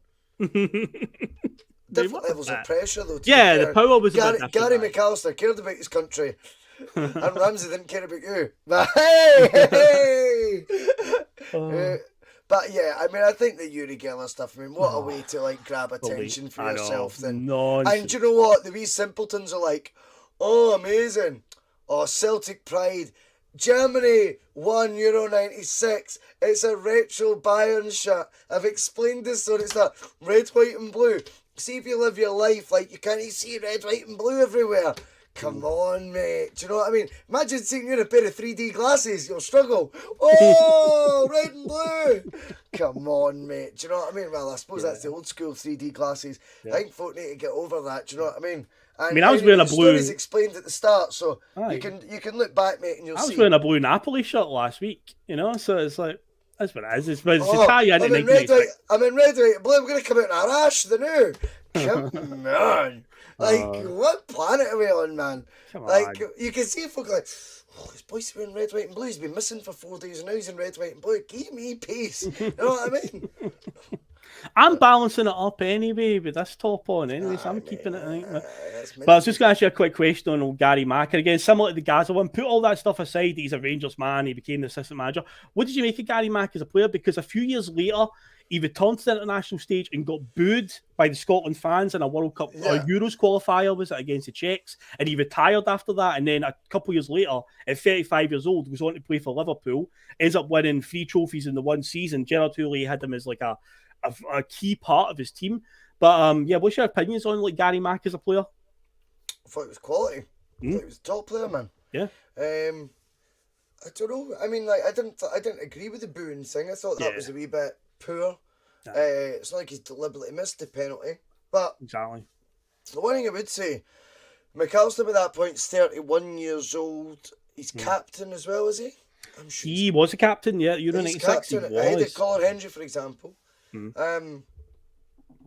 See if you don't feel confident, don't take it. And the reason I know he's not confident is the way he's executed the penalty. Yeah, it has to be discussed. He's not took that penalty like Gary McAllister would take a penalty. Gary McAllister can place that ball in the corner in the side netting 99 times out of 100. If the reason he's hit it like that is because he had no strength or power of his convictions that it was going to work out properly. So therefore he's took a punt. That is the truth. If you're feeling like that prior to it and you're the captain, have the bollocks, have the minerals to say it's not on. And pick and feeds that confidence into someone. You know, by giving the ball to someone going, you're up, you're going to score this. But actually elevate them as well a wee bit as well. Yeah. Obviously, if it were me, as I've said already, that would be John Collins. I am not necessarily saying that meant by Gary McAllister watched him in training and goes, no, I'm giving it to whoever. Sound. But what I will say is, McAllister knew he was not confident. There is no way he hits the ball like that if he is. If Gary McAllister is confident, he passes balls in the net. We have seen this. We've seen it in, was it the UEFA Cup final? He scored the free kick. They beat Alaves 5-4. It was like, and it was. I'm sure he scores a free kick in that, and you go, come on. He wasn't shitting himself then when he said it. And McAllister was one of those people who was all about accuracy, placement, things like that. I am sorry. When you went up to take it, if you're not got the strength of your own convictions, you have to call it. You have to say, I am not strong enough to take this right now. For whatever reason, the moment's got to me. My genuine belief is he was surrounded by peers. He was an English Premier League operator, surrounded by guys he was up against week in, week out, who knew his weaknesses, knew his strengths, probably looked at it and thought, he never normally looks like that. Gary's going to miss it. And they'll be shouting stuff at him, by the way. Yeah. And I just think you have to have the strength of your own convictions. And, I mean, for me, it's about, I know the ball moves apparently or whatever when he hits it. Why is he powering it like that at home? It's not like Gary McAllister strikes the ball. He is the definition of inside of the boot. That's what he does. He has not hit it with anything but hope. That is not captain material for me. Like, you've got to know. And if you don't know, or you're feeling suddenly like your powers are, you know, for whatever reason it may be, are draining from you because of the stress or the pressure, that's fine. You're a bigger man for admitting that before the actual event takes place and saying, no, it's not today. And I do believe that in that circumstance, He has struck the ball in a way that he hoped rather than knew or felt very confident he was going to score. And I think he must have known that before he struck the ball. Otherwise, he wouldn't use that technique and that type of shot to score the goal. You only look, and as much as I'm having a laugh about the Aaron Ramsey thing, Aaron Ramsey looks like he's going to miss the penalty before he takes it, and he strikes it very similarly. A halfway house down the middle. Blaming the ball moving or rolling slightly is bullshit. It is about going, I'm not confident, because if Gary McAllister is confident, there is a track record, there is a body of evidence, he puts it either side of the net, and he can put it in that corner, whether it's David Seaman and Taffarel in goals at the same time. It doesn't matter. He finds the side of that net. His arse collapsed, which Donny Boy's saying it's about your arse not collapsing. If your arse is collapsing at 31 years old, you're aware of that before you take said penalty. Make the big call as captain. Make the big call. I don't think Kevin Fortuny was unlucky. I think Gary McAllister has struck the ball, but just bottled it. As Brown Warrior says, as did Ramsey. He bottles it. And if you know you're going to bottle it, you give the penalty to someone else. He knew he was going to bottle it, because when he's went up to hit the ball, at no point he's opened his body to place it in either the far corner or close his body to put it in the side. He's just hit it. He's hit it, and that is what's happened. He's hit it and hoped. And he's got, I'll hit it with enough power. That, to me, doesn't remind me of typical Gary McAllister traits. Right? Gary McAllister's traits tend to be all about accuracy, placement, right, and technique. This was none of those things, which means he's made a conscious decision. I'm just going to hit it and hopefully it goes in if I get enough power on it. That's not Gary McAllister-esque, and that is not why he was designated to be the penalty taker. He was designated to be the penalty taker because he'd be calm under that situation and he put it in a corner. However, does that then mean he should have to retire from international football because of booing on the pitch? No. I completely disagree with that aspect of it. But at the time, do I think he could have made a bigger call that captains have to do sometimes? I don't think he did. And I think there was one aspect of that that was showing, and that was in the technique that he used. And my belief is that due to the circumstances, he was an EPL player playing against EPL players. It has got too much for him. And for whatever reason, he has took it in a way that he wouldn't normally take it. There was 10 other players on the football park. They practice penalties in training. Give the ball to someone else. If it'd be me, John Collins takes the penalty. John Collins has the swagger, has the belief, has the arrogance, if you want to call it that, and he pops it in the corner and actually thinks Scotland going to win that game. Such was the pressure at that point in time. We were on the ascendancy, but yeah, typical Scotland luck. The sucker punch, we missed that penalty, and then 30 seconds later, we lose a wonder goal against, thanks to Paul Gascoigne scoring it. I mean, it's a good goal, and you can't take it away from it as a good goal. But my God, get sick of seeing it last year during Euro 2020. My God, they showed it all the time. It was ridiculous. It's like, guys, come on, get over it. I mean, there was a point last year where I was genuinely starting to question, did England win Euro 96? Is there a glitch in the matrix? Am I from an alternative universe or something? Because they go on about it so much. And that Gaza goal and that game against Scotland gets shown so much in the last couple of years. I was like, my God, what is going on? But yeah, we'll move on to the next bit. Well, a wee fact that I found while I was researching the Scotland game. Did you ever hear Stuart Pearce's weird comments about Scotland after that game? Good old psycho. No. He didn't look any of the Scotland players in their eyes when he was shaking their hands at the start of the game, when you go along the line shaking hands. And it was a few years later, I was watching a documentary about Euro 96, funny enough, it was on like Channel 4, and Stuart Pearce talked about that, and he said, I mean, I know that Braveheart came out in 1995, maybe he just watched Braveheart, but he alluded to things like, I think what they did to my ancestors, and then he had the cheek to say, I mean, if they'd beaten us, we'd never hear the end of it, and it's like, mate, you lot are still talking about 1966. The absolute cheek of it, Stuart Pearce. But yeah, weird anti-Scottish comments there from old psycho.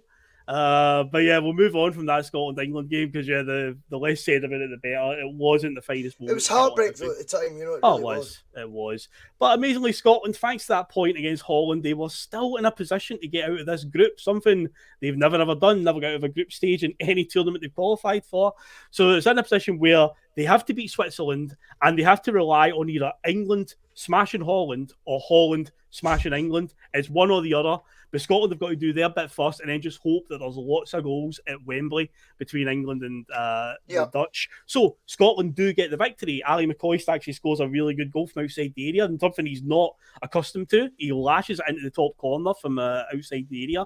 And then the news is coming through that England are like 1-0 up. It's the Shearer and Sheringham show over at Wembley, because Shearer puts them 1 up, then Sheringham bags it, make it 2-0. 3-0, 4-0. So it's like this surreal moment where Scotland are through. With about 15 minutes to go, Scotland have qualified thanks to England of all teams. They're smashing Holland. The goal difference has put Scotland in a position to qualify. Yep. We're going through. And then the story comes, or the news comes through that Patrick Kluivert has scored a late consolation for the Dutch, which amazingly, despite Holland getting absolutely rattled 4-1, somehow it's enough to eliminate Scotland. And once again, brings it back to that point. Only Scotland can get eliminated in such a fashion. Unreal. Unreal. I mean, Patrick McLaughlin comes in again, they let Kluivert score deliberately. That was a rumour going around at the time. I mean, I don't know. I don't know how. Yeah. How I take that. Red Baron, I mean, it's a strange angle, Red Baron. I mean, I don't know if this is meant to be a loaded question. How did you feel when Ali used to score for Scotland? I mean, buzzing, mate. Like, he's scoring for Scotland. Like, oh, we'll just not count that one. Hopefully we win 2-0 so I can, like, celebrate the fact that... Do you know what I mean? Like... There's that guy on Arsenal fan Stuart TV. McSkimming scored a header at the back post. Like, his piece. No, like, I don't give a toss about Reds. Like, what club they play for. When they're playing for Scotland, as long as Scotland win, man. No. I don't have that. I don't understand that logic, and I don't know why that makes... You know, is this something that's almost... You know, letting me in a wee bit Red Baron as to how you view it. Like, if Lee Griffiths back in the day was scoring for Scotland, did you not like that or something? I mean, I don't understand with that. I hate that logic. I mean, I've always tried to say a million times on here, you know, the banter with the Rangers side, the one team wears blue, one wears green and white for me. When they're all wearing, you know, the dark blue of Scotland, you know, I want that team to win. You better bet your bottom dollar on that. So... I don't understand that question, to be honest. And by the way, what a strike. It's so deliberate what he's doing. He's using the near post as a guide. So the shot actually starts outside the near post and goes in. It is a sweet, sweet strike. And when you mentioned the jersey there, just a wee side note, that's my favourite Scotland jersey. My lifetime. See that home shirt they had for Euro 96, one with the tartan print through it? I think that's an absolute belter there, shot, man. I'm a big fan of that one. I had that. That's a cracker, that, Ian. It was a cracker. I had that shirt. That was class. But when Red Barry's talking about there, it makes me think of that guy off Arsenal Fan TV, which is probably done for the cameras, because you know what that channel's like. Is it Lee or something like this ball guy? He hates Harry Kane so much. Even when England, you know, Kane got them through the semi-finals at the World Cup, Euro 2020, they get to the final, Kane scoring all these goals.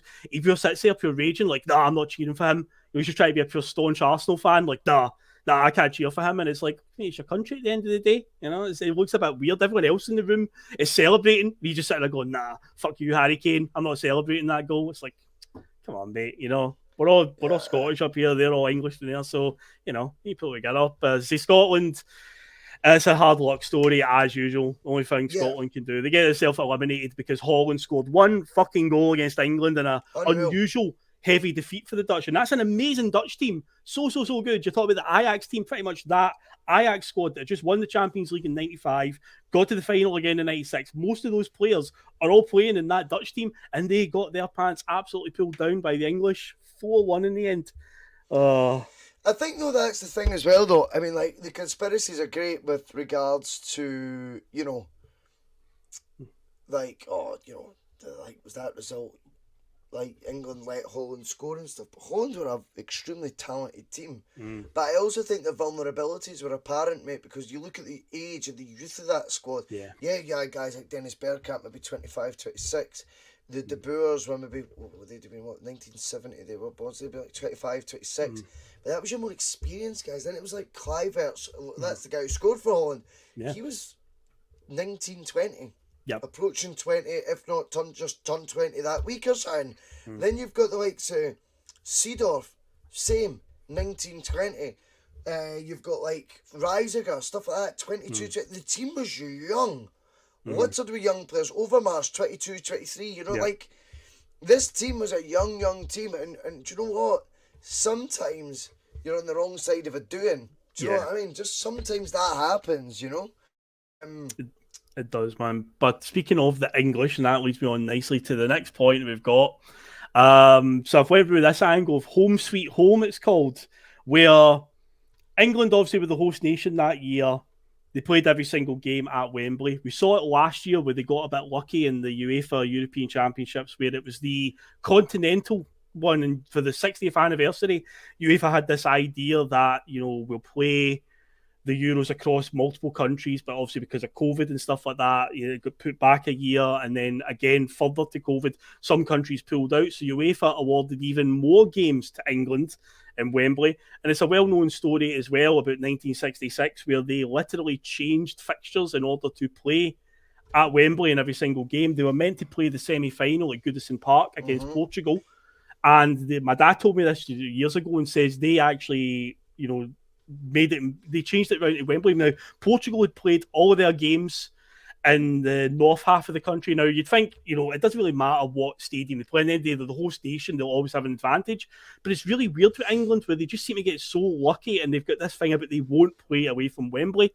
I say, you know, when these countries fly in to different nations that are hosting tournaments, they'll set up a camp somewhere roughly around the stadiums that they're going to be playing, try and be as close as possible. But the thing is, with England, they're always playing at Wembley. They never have to travel anywhere. They're always out in the training park. They can, well, the other team might have to travel from another part. So when I was typing up this point, I was like, I need to be sure about this, because I was thinking of other tournaments that I've watched over the years, and like the 06 World Cup, Germany hosted it. I know that the first game was in Munich. I know somewhere along the line they played Argentina in Berlin, and I know that they get knocked out by Italy in the semi-finals in Dortmund. So they take it on the road and go around. I know when France won the World Cup in '98, they played games in Marseille, Paris, different stadiums. But with England, it's always Wembley or nothing. So I'm saying, is this the rantings of a cynical-minded Scotsman, or is there something to this where it's just like they've just got this weird, like, we've got to play Wembley. It has to be at Wembley all the time, and it gives them this power, this advantage. I mean, I certainly think it is an advantage. Of course it is. I'm not sure whether it's how deliberate it is or how it's not. I mean, you can't say that there's not been a side blessed with good players over these years as well. Yeah. It's a bit of an insult to them. But yeah, at times they've underperformed at tournaments. Then you've got the Russia example, of course, where it blows the theory a wee bit out of the water. But then you've got two very strong examples of where the Wembley effect, if you like, has really, really worked. Yeah. I don't know. I mean, what I do think is the shifting of the games to do it tells you an insecurity on their part, or a willingness to win. You know, something, you know, and getting any sort of possible technical advantage they can. It's why they've done that. Yeah, okay, I can see that aspect. Yes. But, do you know what? Like, I think sometimes we look for it a wee bit. Like, I think sometimes we look for it a wee bit. But yeah, I mean, okay, two tournaments, they had very, you know, they're very well in. 6 of those 7 games at Euro 2020 at Wembley is fascinating. Yeah. Obviously, switching this game at Euro 96, which you're talking about, fascinating. Would we be any different now if we were on the crest of a wave and it's all fucking happening at Hampden? I'd be trying to get as far away from Hampden as possible. No, but just say, we're on that run. We're on that run, though, mate. We're on that run, right? I ain't real like that. What, the next game's at fucking Tynecastle? Shut up. Switch it. Get 50,000 of our fans in, because they're believing in what they're seeing right now. You know, and that can happen. Okay, but it could have just been the views of a cynical-minded Scotsman, or as a something. So just one of these things that I've always picked up on, where it's always like, you know, I say the '66 World Cup, they were supposed to play Portugal at Goodison Park, and they changed it to Wembley, and Portugal had played all of their games between Goodison and Old Trafford. So England could stay down in London and continue training while Portugal had to travel down. So it's things like that. How were they getting away with changing it mid-tournament? I don't know how they done it. I generally don't know how it was. They probably just claimed that it was probably due to fan demand or something because it was a semi-final of the World Cup in '66. But yeah, it just is. Just doesn't be fine. So say you look at other nations that have been the hosts and have done well in tournaments. They take it on the road. They go around different stadiums, but it just feels like England have got this thing where Wembley or nothing. You know, there's got to be Wembley every single time. So yeah, it's a bit of a strange one. But I say just another wee quick point as well. What's your feelings on the new Wembley compared to old Wembley? I'm more of an old Wembley fan, but I'm a pure football traditionalist. I was under the impression, can't you just put new seats in or something like that? Because to me, Wembley is an iconic stadium with the Twin Towers, FA Cup final day. I always remember watching it as a kid, the build-up for the entire day and stuff. But the new Wembley is just that typical template of a big soulless stadium, which are littered all over England now, like the Etihad and the Emirates Stadium and you know, so it's like to me, Wembley's just like it's lost its character a wee bit. They tried to give it a gimmick with the whole arch thing, which was meant to be like the new Twin Towers thing. But to me, I'm just like, it's not there. Yeah, for me, it's. I don't give a monkey's, mate. To be completely honest, yeah. It is. I just think, you know what I mean. If it's got worse, then good. Fair dues, man. That's the honest truth. Like, yeah, their traditions, you know, down there. It's not a bad day, but I don't really care. Like. You know, an arch, towers, call it what you want. You know, there's 2 goals either end of it. I mean, yeah, you know, you'll still hear those silly wee trumpets playing. Do you know what I mean? Like, England doesn't band. matter. Like, it's embarrassing. So I don't really care. Fair dues, man. It's just one of those ones. Like, not for me. I mean, remember you used to always wear those silly plastic hats? Remember, like the plastic trophies? Yes. Like with the Union Jacks on them, or with the George's Cross. Who's told you that was a good idea? But like, I know what you mean. But don't get me wrong. I mean, I'm saying that from a fan's perspective. I mean, I know exactly where you're coming from. By the way, like in terms of watching fans FA Cup final day with the Twin Towers and that, they're like. But I suppose then, though, I was more caught up in it because I was young and impressionable. As I've got older, I'm like, I don't care. They're a bunch of prima donna bastards. You know what I mean? Playing in those FA Cup finals, I don't care if it's an Arch or Twin Towers. They'd still manage to make it look like it's all about elitism, you know? So, don't really care. That's my take on that one. That's fair, does mate. No, so I just wanted to bring up the whole Wembley hoodoo with England. But anyway, in the last show, we talked about, inadvertently, we managed to go into the subject about things that were a bit different when we brought up the MLS and talked about Americans getting a hold of our beautiful game and changing things with the penalty shootouts. Stuff. Yeah. But UEFA for this tournament did something different, and they kept it for a few tournaments later, and it eventually downgraded from a golden goal to a silver goal. But what was your opinions on the golden goal, where the first team to score in an extra time period would be the instant winner?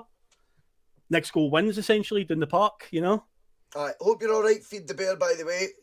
Saying he's having mad headaches and that. Hope you're all right, pal. But yeah, the golden goal, I don't like it. I think it's too cutthroat. Yeah, I was a big fan. I feel like you've put too much into it. You deserve that extra half hour each. Yep, definitely. Right? Rather than that moment happening and then that's it. I think, yes, okay, of course it gets drama. I just think golden goal's a bit cutthroat for me, man. Do you know what I mean? Like, yes. I think it's a bit cutthroat. I think I get it, but what does it do, right? So obviously, what we want in football, right, is you're wanting it to become. We are going to be encouraging teams to play the game the way it should be played. Yeah. We don't want teams to camp in. What does the golden goal achieve? Does it achieve teams going all out attack to get that golden goal? Or does it really lead to more penalty shootouts than ever? I tend to believe, not without any statistics or facts behind me, but I would have to say if I was in the position, God forbid, that I was a manager with a golden goal hanging over me as being the rule of thumb at that time in the tournament, I would be sitting there saying, Phil McGinlay, let's camp in. Let's give fuck all away. Yeah. I don't really want to take the chance of us going for that wee moment in the sun. I'd rather ride this out and take our chances over 5 opportunities, 5 golden goals, if you will, i.e. a penalty shootout. It's not one for me. I don't know what your thoughts are on it, but I feel it was a bit it's a bit cutthroat, and I'm not quite sure the point of these rules, remember, are always to make the product more attractive. The product more attractive. This is what we are making, a sellable product. I am not quite sure golden goal enhances a manager's ambitions to take the game by the scruff of the neck, if you will, or whether it actually, in hindsight, makes teams actually shit themselves to the point of, let's just both camp in and let's take the penalties. And that's also then going further into saying that I'm not overly convinced penalties is always the fairest way either. That for me should be a last resort, not a preferable option. And I think going for a golden goal, going all out for a golden goal, is less attractive than a penalty shootout, which I think defeats the purpose. I think you've earned your extra half hour in the game if you get to the 93rd, whatever it is, and it's a draw. I think you've earned your next half hour at having a go at this, you know. Yeah, I have come armed with stats, although not written down. I'm just going off the top of my head here, but you talked about you don't know what the statistics were in this tournament. I believe there was 4 penalty shootouts and 2 golden goal winners in the tournament, because the finals decided by golden goal, and the what was the other one? There's another golden goal. The final, and I'm thinking of it's only 1 golden goal then, isn't it? Because the penalty shootouts was 4 penalty shootouts. Holland and France went in a penalty shootout. England, Spain, England, Germany, and France, Czech Republic all went to penalty shootouts. So there was a fair abundance of them. But in terms of the golden goal, the only one that happened was the final. And yeah, it sucks the atmosphere right out of the game. You know, that's it. It's just over like that. Especially in the final. Like, that's it. You know, Czech Republic, who have worked so hard to get there, they've took Germany to the final. We'll get on to talk about the final in greater depth in a wee bit. But yeah, Oliver Bierhoff scores that goal quite early in the extra time, and that's it. I mean, I'll give you an example of like how it takes the drama out of the game. Euros further down the line, I think it was 2008. It's the one when none of the home nations qualified for it. There was a game between Croatia and Turkey. I don't know if you remember this. It's deep in extra time and it's 0-0, right? Croatia scored in the 119th minute. Now, if golden goal was still a thing at that point, that game's over. We're not getting penalties. Croatia have won. But Turkey literally kicked off, punted up the park, scored an equaliser in the 120th minute, and then won on penalties. And it was like, you would miss out on that drama if you've got golden goal. So it's like, you take that away and enjoy it. I mean, I remember watching that game live, and it's just like, these are the moments the golden goal took away. And am I right in saying that when we played the UEFA Cup final, it had been downgraded to a silver goal? Remember, it was a rule that UEFA put in where if a team was leading at the half-time of extra time, that would be the end of the game. So you were allowed 15 minutes, essentially. You'd earned 15 minutes. That's all they were giving you. But the silver goal never got triggered because Derley scored the winner in the second half of extra time, so it went the full 30 minutes. But yeah, I can remember they downgraded it to a silver goal. But yeah, it wasn't for me. I prefer to just play it out, you know, and whatever happens, you know, takes the drama out of it. Well, I mean, there's some very, very interesting theories coming through. Have a wee look. And I think we should have a wee look. Yeah. Brown Warrior wants to replay the finals. He wants to bring those days back. Ooh. I think it does. I kind of actually agree. I think it was Red Baron. It says, the replay takes a sting. Takes a sting at the game. You know, is it really the same? Although, having said that, Red Baron's probably a similar age to me. Like, what experience do we really have of that? Who knows? Maybe the replay is wilder. Then you've got Bob McBob, who's wanting to do the American penalties. We did discuss this on the World Cup we did, show. aye. I'm sure you've watched the full thing back, of course. Strangelove the Doctor came out having a laugh with this, Phil. But incredibly, within a minute of each other, or 2 minutes of each other, Stubbsy's horse comes in suggesting the same thing but deadly serious. So now we need to take it into consideration. Every 5 minutes, over the 30, a player has to come off. Do you go striker off? Oh. Do you take a defender off? It's their choice. First to score, though, wins. Oh my God. It would be amazing. Carnage. Imagine, mate, fucking Georgie Campos versus Chilavert back in the 90s, mate. Oh, mate, yes. Jose Luis Chilavert took the free kicks. One blinding them with his, you know what I mean? He's Joseph in the Technicolor Dreamcoat goalie top in Campos. And then you've got Chilavert going, mate, I actually could score from, a corner, a by kick, you know what I mean, in the top bins. Because he was Paraguay's number one set piece taker. That would be interesting. Anthony Clark comes in. Big Tony's a top man. He says he thinks he should be decided on shots on target and stats within the game because it's going to encourage attacking football.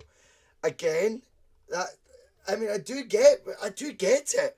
I think the only way to say that would be after the extra time, if that was finished or a draw, as an alternative to penalties, you could say, well, who had to go in extra time? And encourage them to have a go rather than playing for penalties. Because, I don't think playing for penalties is right. Yeah, I agree. I don't agree with it. I don't agree with it.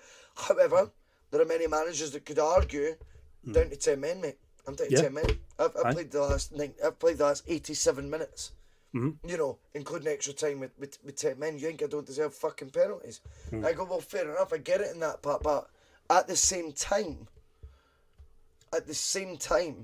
should we really be encouraging teams to not play football that benefits the team scoring goals or trying to score goals? So would I put it down to stats? Probably not, because you're going to get there in moments where the last 5 minutes of the extra time would be shots with 50, 40 yards. Oh, that class is a shot, mate. That class is a shot. Do you know what I mean? It's never going to work. Right? It's going to get manipulated.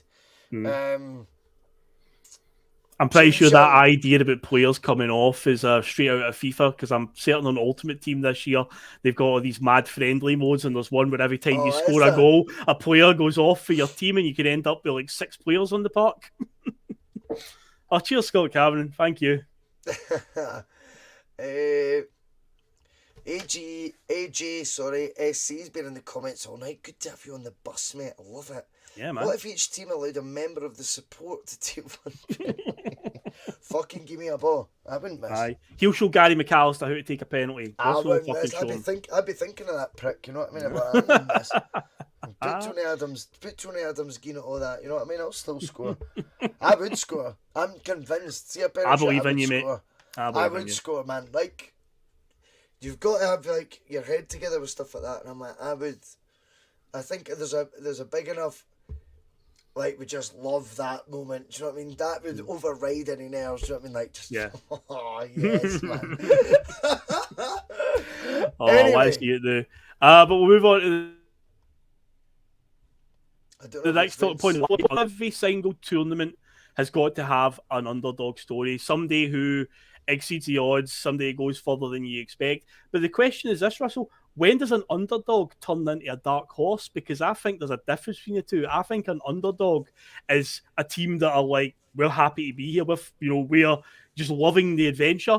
But a dark horse is more a team that's got a wee bit of a chip on their shoulder, where they're kind of like, we fucking deserve to be here. And I feel with the Czech Republic, who, at that point in time when I'm watching this tournament, I'm 10 years old. Czech Republic weren't at World Cup 94, so I've had no exposure to them. So I don't know who they are. So to me, at that time, I'm like, who is this country? But as years have gone on, and I've learned more about the Czechs and watched their players over the years, they're fucking good, by the way, and they should never, ever be considered an underdog. They won the Euros in 76, and this team has got 3 absolute star players. You've got Patrick Berger, who played for Dortmund, was about to sign for Liverpool. Karel Poborský, who was at Slavia Prague or Sparta, one or the other, about to sign for Man United and scored one of the goals of the tournament. And of course, Pavel Nedved, although it's short-haired Pavel Nedved, he hasn't quite evolved into his final form yet with that big blonde up. But what a player. Won the Ballon d'Or in 2004, I want to say it was. But, oh man, what a team. They were unbelievable. And I mean, I say they beat Italy in the groups. They drew with Russia, got through there. They lost to Germany in groups, but then they went on and beat Portugal, and they beat France in the knockout stages. So they were definitely there on merit. They weren't some plucky, happy-go-lucky underdogs that just happened to make it. They were an absolute force. What's your memories of the Czech Republic in that tournament? I mean, like, long hair for a start. Patrick Berger, what a player though as well. Yeah, Berger was phenomenal, like a phenomenal player. He was already at Liverpool by then, wasn't he? He signs that summer. He was at Dortmund for the 95-96 season, and in 96-97 he goes to Liverpool. So he's in that summer.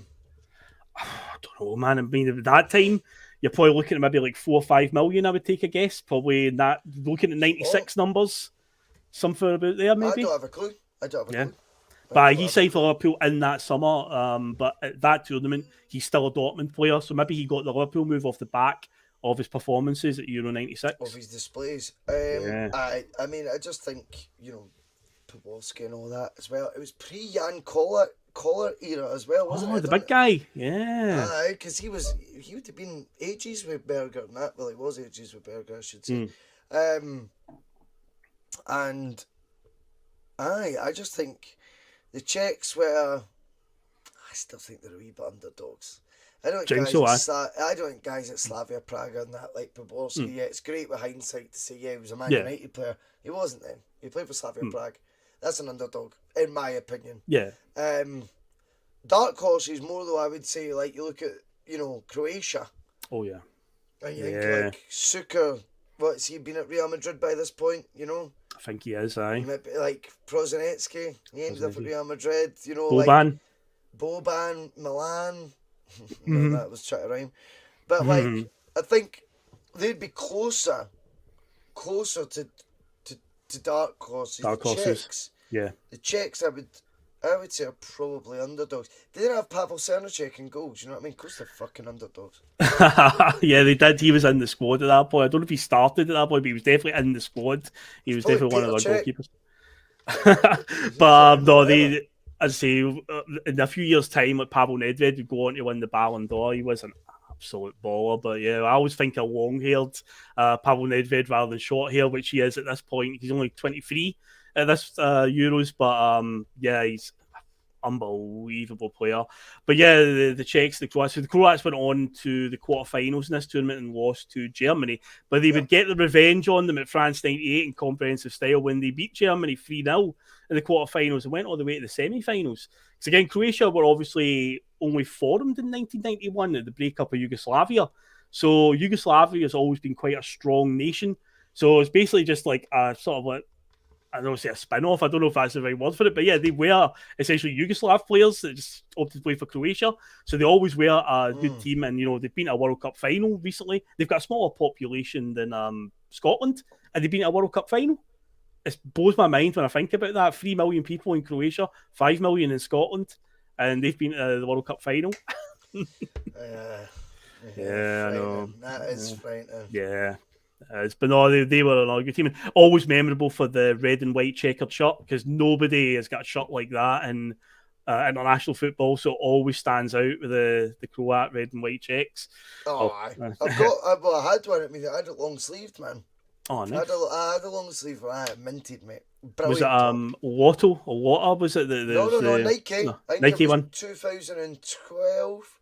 2012. That would have been the World Cup. Was it? Okay. Euros 2012. Aye. I'm sure it was that one. Maybe big Slavan Bilic was the manager. I had a long sleeve, man. It was minted. Nice.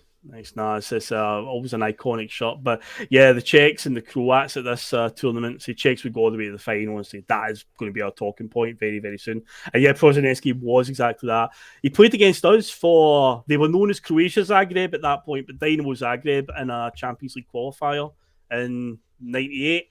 We beat them 1-0 at Celtic Park, and then we went out to Zagreb and got absolutely lost. Yeah, they absolutely done us. That was Darren Jackson scored for us in the first leg, and then second leg we just capitulated. But yeah, I remember that one. And then he played for Portsmouth under Harry Redknapp, didn't he, Prosinecki? That maverick-filled Portsmouth team under old Harry. Yeah, Prosinecki was one of those signings. In the Championship. When they got up to the Premier League, he was an absolute maverick player. But moving on to second last topic, favourite game and goal. Now, luckily, we're both in agreement with the favourite game on this, because there is one game, and I think it's just down to the way the English again celebrate this tournament. They just ram it down our throat, and you get to the point where if you weren't alive back then, you would think England won this bloody tournament. But the standout game, because it had everything going on, was the England-Germany semi-final. So the game ends 1-1.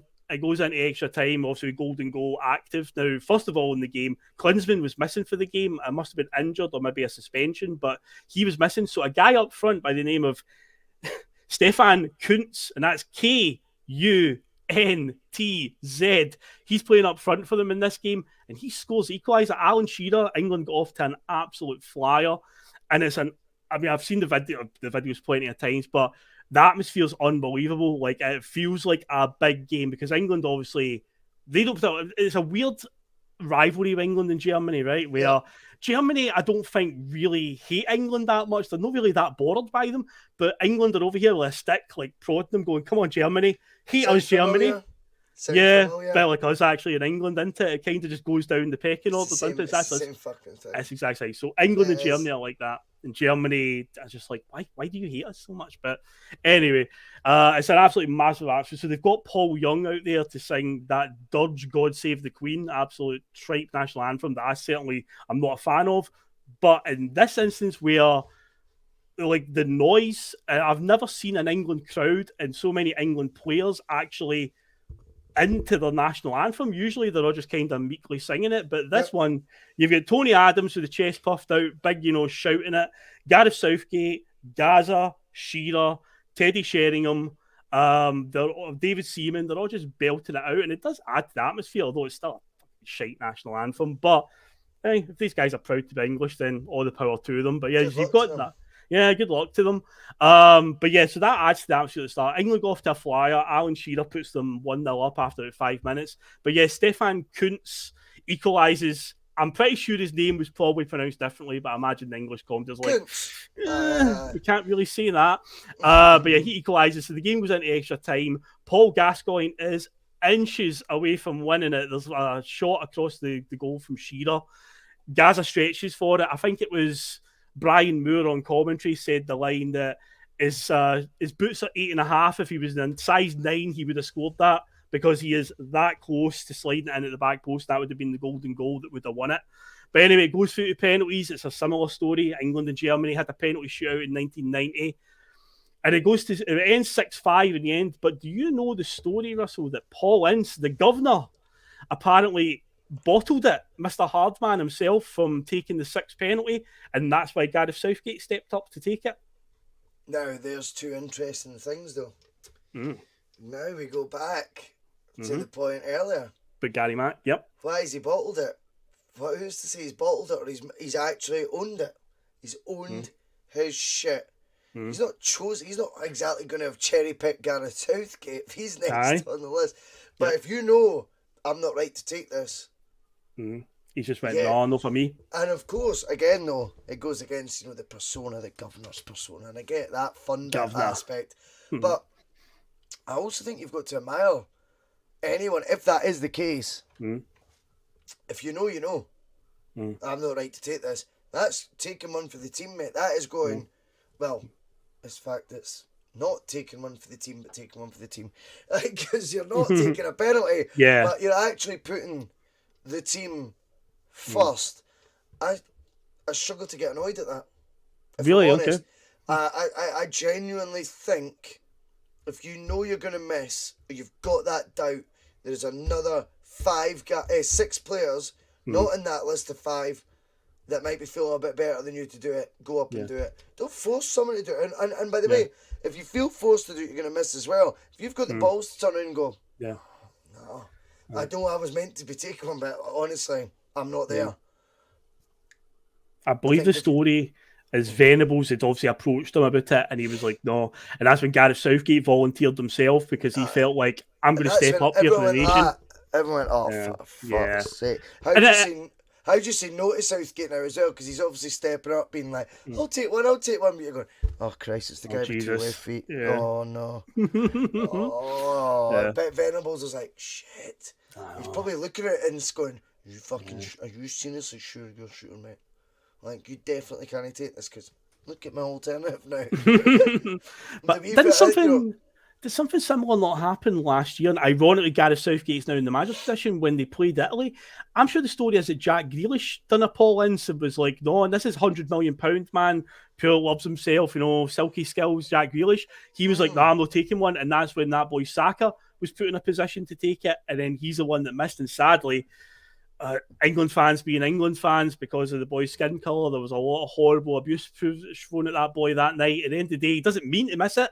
You know, it's not his fault. You know, it's just like one of the things that happens. But yeah, it was the story I think last year as well was it was like mirrored it where Southgate's now in the manager's position and Grealish was like, nah, I can't do it. And yeah, Saka stepped up and unfortunately didn't go well for him that night. But do you know what? I think it does take balls to know. If you're fucking missing, you're missing. If you're not, if your head's not there, why take it? Yeah. Why take it? Aye. Don't take it if you're not right. There is plenty of other players available. Yeah. It is an 11-man team, right? 11. There is 5 people. If you're on that list, but the moment is coming round and you go, do you know what? Phil, mate, legs are jelly. Like, on it, like, and it's not like adrenaline gel, like, I'm going to miss. I think that takes more courage to do that, knowing the reaction for your manager first. You fucking what? You were on this list. I think that actually is someone who's putting the team first. I'm not all against all that, mate. I can see the point of view. I can totally understand it where you're coming from. Totally can. I think a lot of it's down. People like me might be a bit blinded by reputation. We see a player with a big rep, and we're like, really, really, you've bottled it. You know, I see Paul Ince, the governor. Have they just been honest? Yeah. Have they went? Do you know what? Like, I want us to win this more than anything. I'm putting the team before my effort at glory, which I'm convinced I'm going to miss, by the way, hence why I'm now pulling out. Yeah. I think there's an argument for that, you know? No, it's a fair point, man, and I do totally understand it. I say it could just be that I'm just seeing the reputation first, and I'm just like, how? But no, you're right. It's a good point where you're just like, no, I know I'm going to miss this. I'm not mentally ready for this because it is a high. I mean, I've been in stadiums and watched my team in a penalty shootout. You can only imagine what they're going through there. Totally. You know, and I say we saw what happened to Saka last year where he missed and he got, the horrible abuse influence. But Gareth Southgate missed and he became the face of Pizza Hut for a few years. Remember that? He got the Pizza Hut deal with Stuart Pearce. That's funny. That is true. Yeah, he ended up the Pizza Hut advert with the missed penalties. I've forgotten that. Aye. But I'll tell you one thing about Southgate, though. Like, obviously, I think he's probably a bit of a boring bastard and doesn't really inspire me, but he's done a good job with the England team, so fair play to the guy. He surprised me after the farce of Sam Allardyce, where that was an absolute joke in itself. When they appointed Southgate, I was like, who's he going to inspire? But two tournaments later, what do I know? He's got to a semi-final and a final, so fair play, man. Can't begrudge him that. So, yeah, fair play to the guy. But in terms of the other things, the favourite goal, for me, Davor Suker gets my one for the favourite goal. I love the lob. Now, I know there's a Poborski lob as well. Both of them are amazing. But the thing I loved about the Suker one is they break from a corner. He's running at full pace and doesn't have to break his stride and clips it over Peter Schmeichel, who maybe comes out a bit too far, but it's how he does it at full pace. He doesn't have to stop and steady himself. He just goes, dink, and it just dips over Peter Schmeichel, who just stands there like watching it fly over him. It's a great goal. Then he literally tilts his head back and like falls over on his back without even putting his hands down to support himself. Like Schmeichel, as ever, the pantomime like star. You know what I mean? Like he looks up above as if he can still see it through, like by tilting his head back the way, and then he just like keels over backwards. It's like you've made that chip look even better. Poborski's one for me. I loved, but I've got to say Klinsmann's goal with outside of the boot, Old Trafford. Russia. Like that Tekers was actually a bit reminiscent of Modric, and it just again puts to bed the argument that they're so much better technically now than they used to be. Bullshit. Yeah. Bullshit. They're just far more overpaid now. I'm sure they're overpaid then, by the way. But Klinsmann's Tekers, that outside of the boot goal, at Old Trafford is a shambles. I can't remember who it's against now. Russia. But it's Russia. It is Dimitri Karin yet again. The guy in the jobby catcher trackies. Yeah. But like that finish that Klinsmann does. See Luka Modric, Euro 2021, 2020. Yeah, the one against us. Another one that'll be in a goal montage going forward because again, but it's that's the Tekers, mate. Yeah, the Tekers. Everyone thinks it's all got so much better. Do you know what I mean? Oh, totally, man. But that was the semi-final. That set up the final now. So now we'll move on to that. It's Germany and the Czech Republic. I say earlier on, not the final that many people expected. I know I myself wasn't expecting that watching this tournament, because again, I didn't know much about the Czechs. But they actually take the lead in the final. Patrick Berger puts them ahead with a penalty after 15 minutes. But then with about 15 minutes to go, Oliver Bierhoff comes off the bench. Now you only need 5 answers for the trivia question. There you go. Oliver Bierhoff comes off the bench and scores a brace. He scores with about 10, 15 minutes to go to make it 1 apiece. And then he scores the golden goal, which we've already discussed. So the Czechs, they were so close but so far. But as a result of winning this, we bit an amazing fact. Bertie Vogts becomes the only man to have won this tournament as a player and as a manager. He's the only person that has achieved that. Wow. Yeah, Bertie McVotes, as he said in his initial press conference, call me Bertie McVotes. And then he said something like, and just remember, I have never lost to England. Yeah, but you lost every other fucking team we played, didn't you? But yeah, what was your memories of the final then? Not a lot, man. I remember the extra time thing, like Bierhoff doing the damage. But just thought there was a bit of knowledge with the Germans that they were going to win. Yeah, aye. Just like they get the job. They get the job. They do. Done. Yeah. Do you know what I mean? And I think that's a wonderful thing. Go just remind everyone what the question is as well, Phil.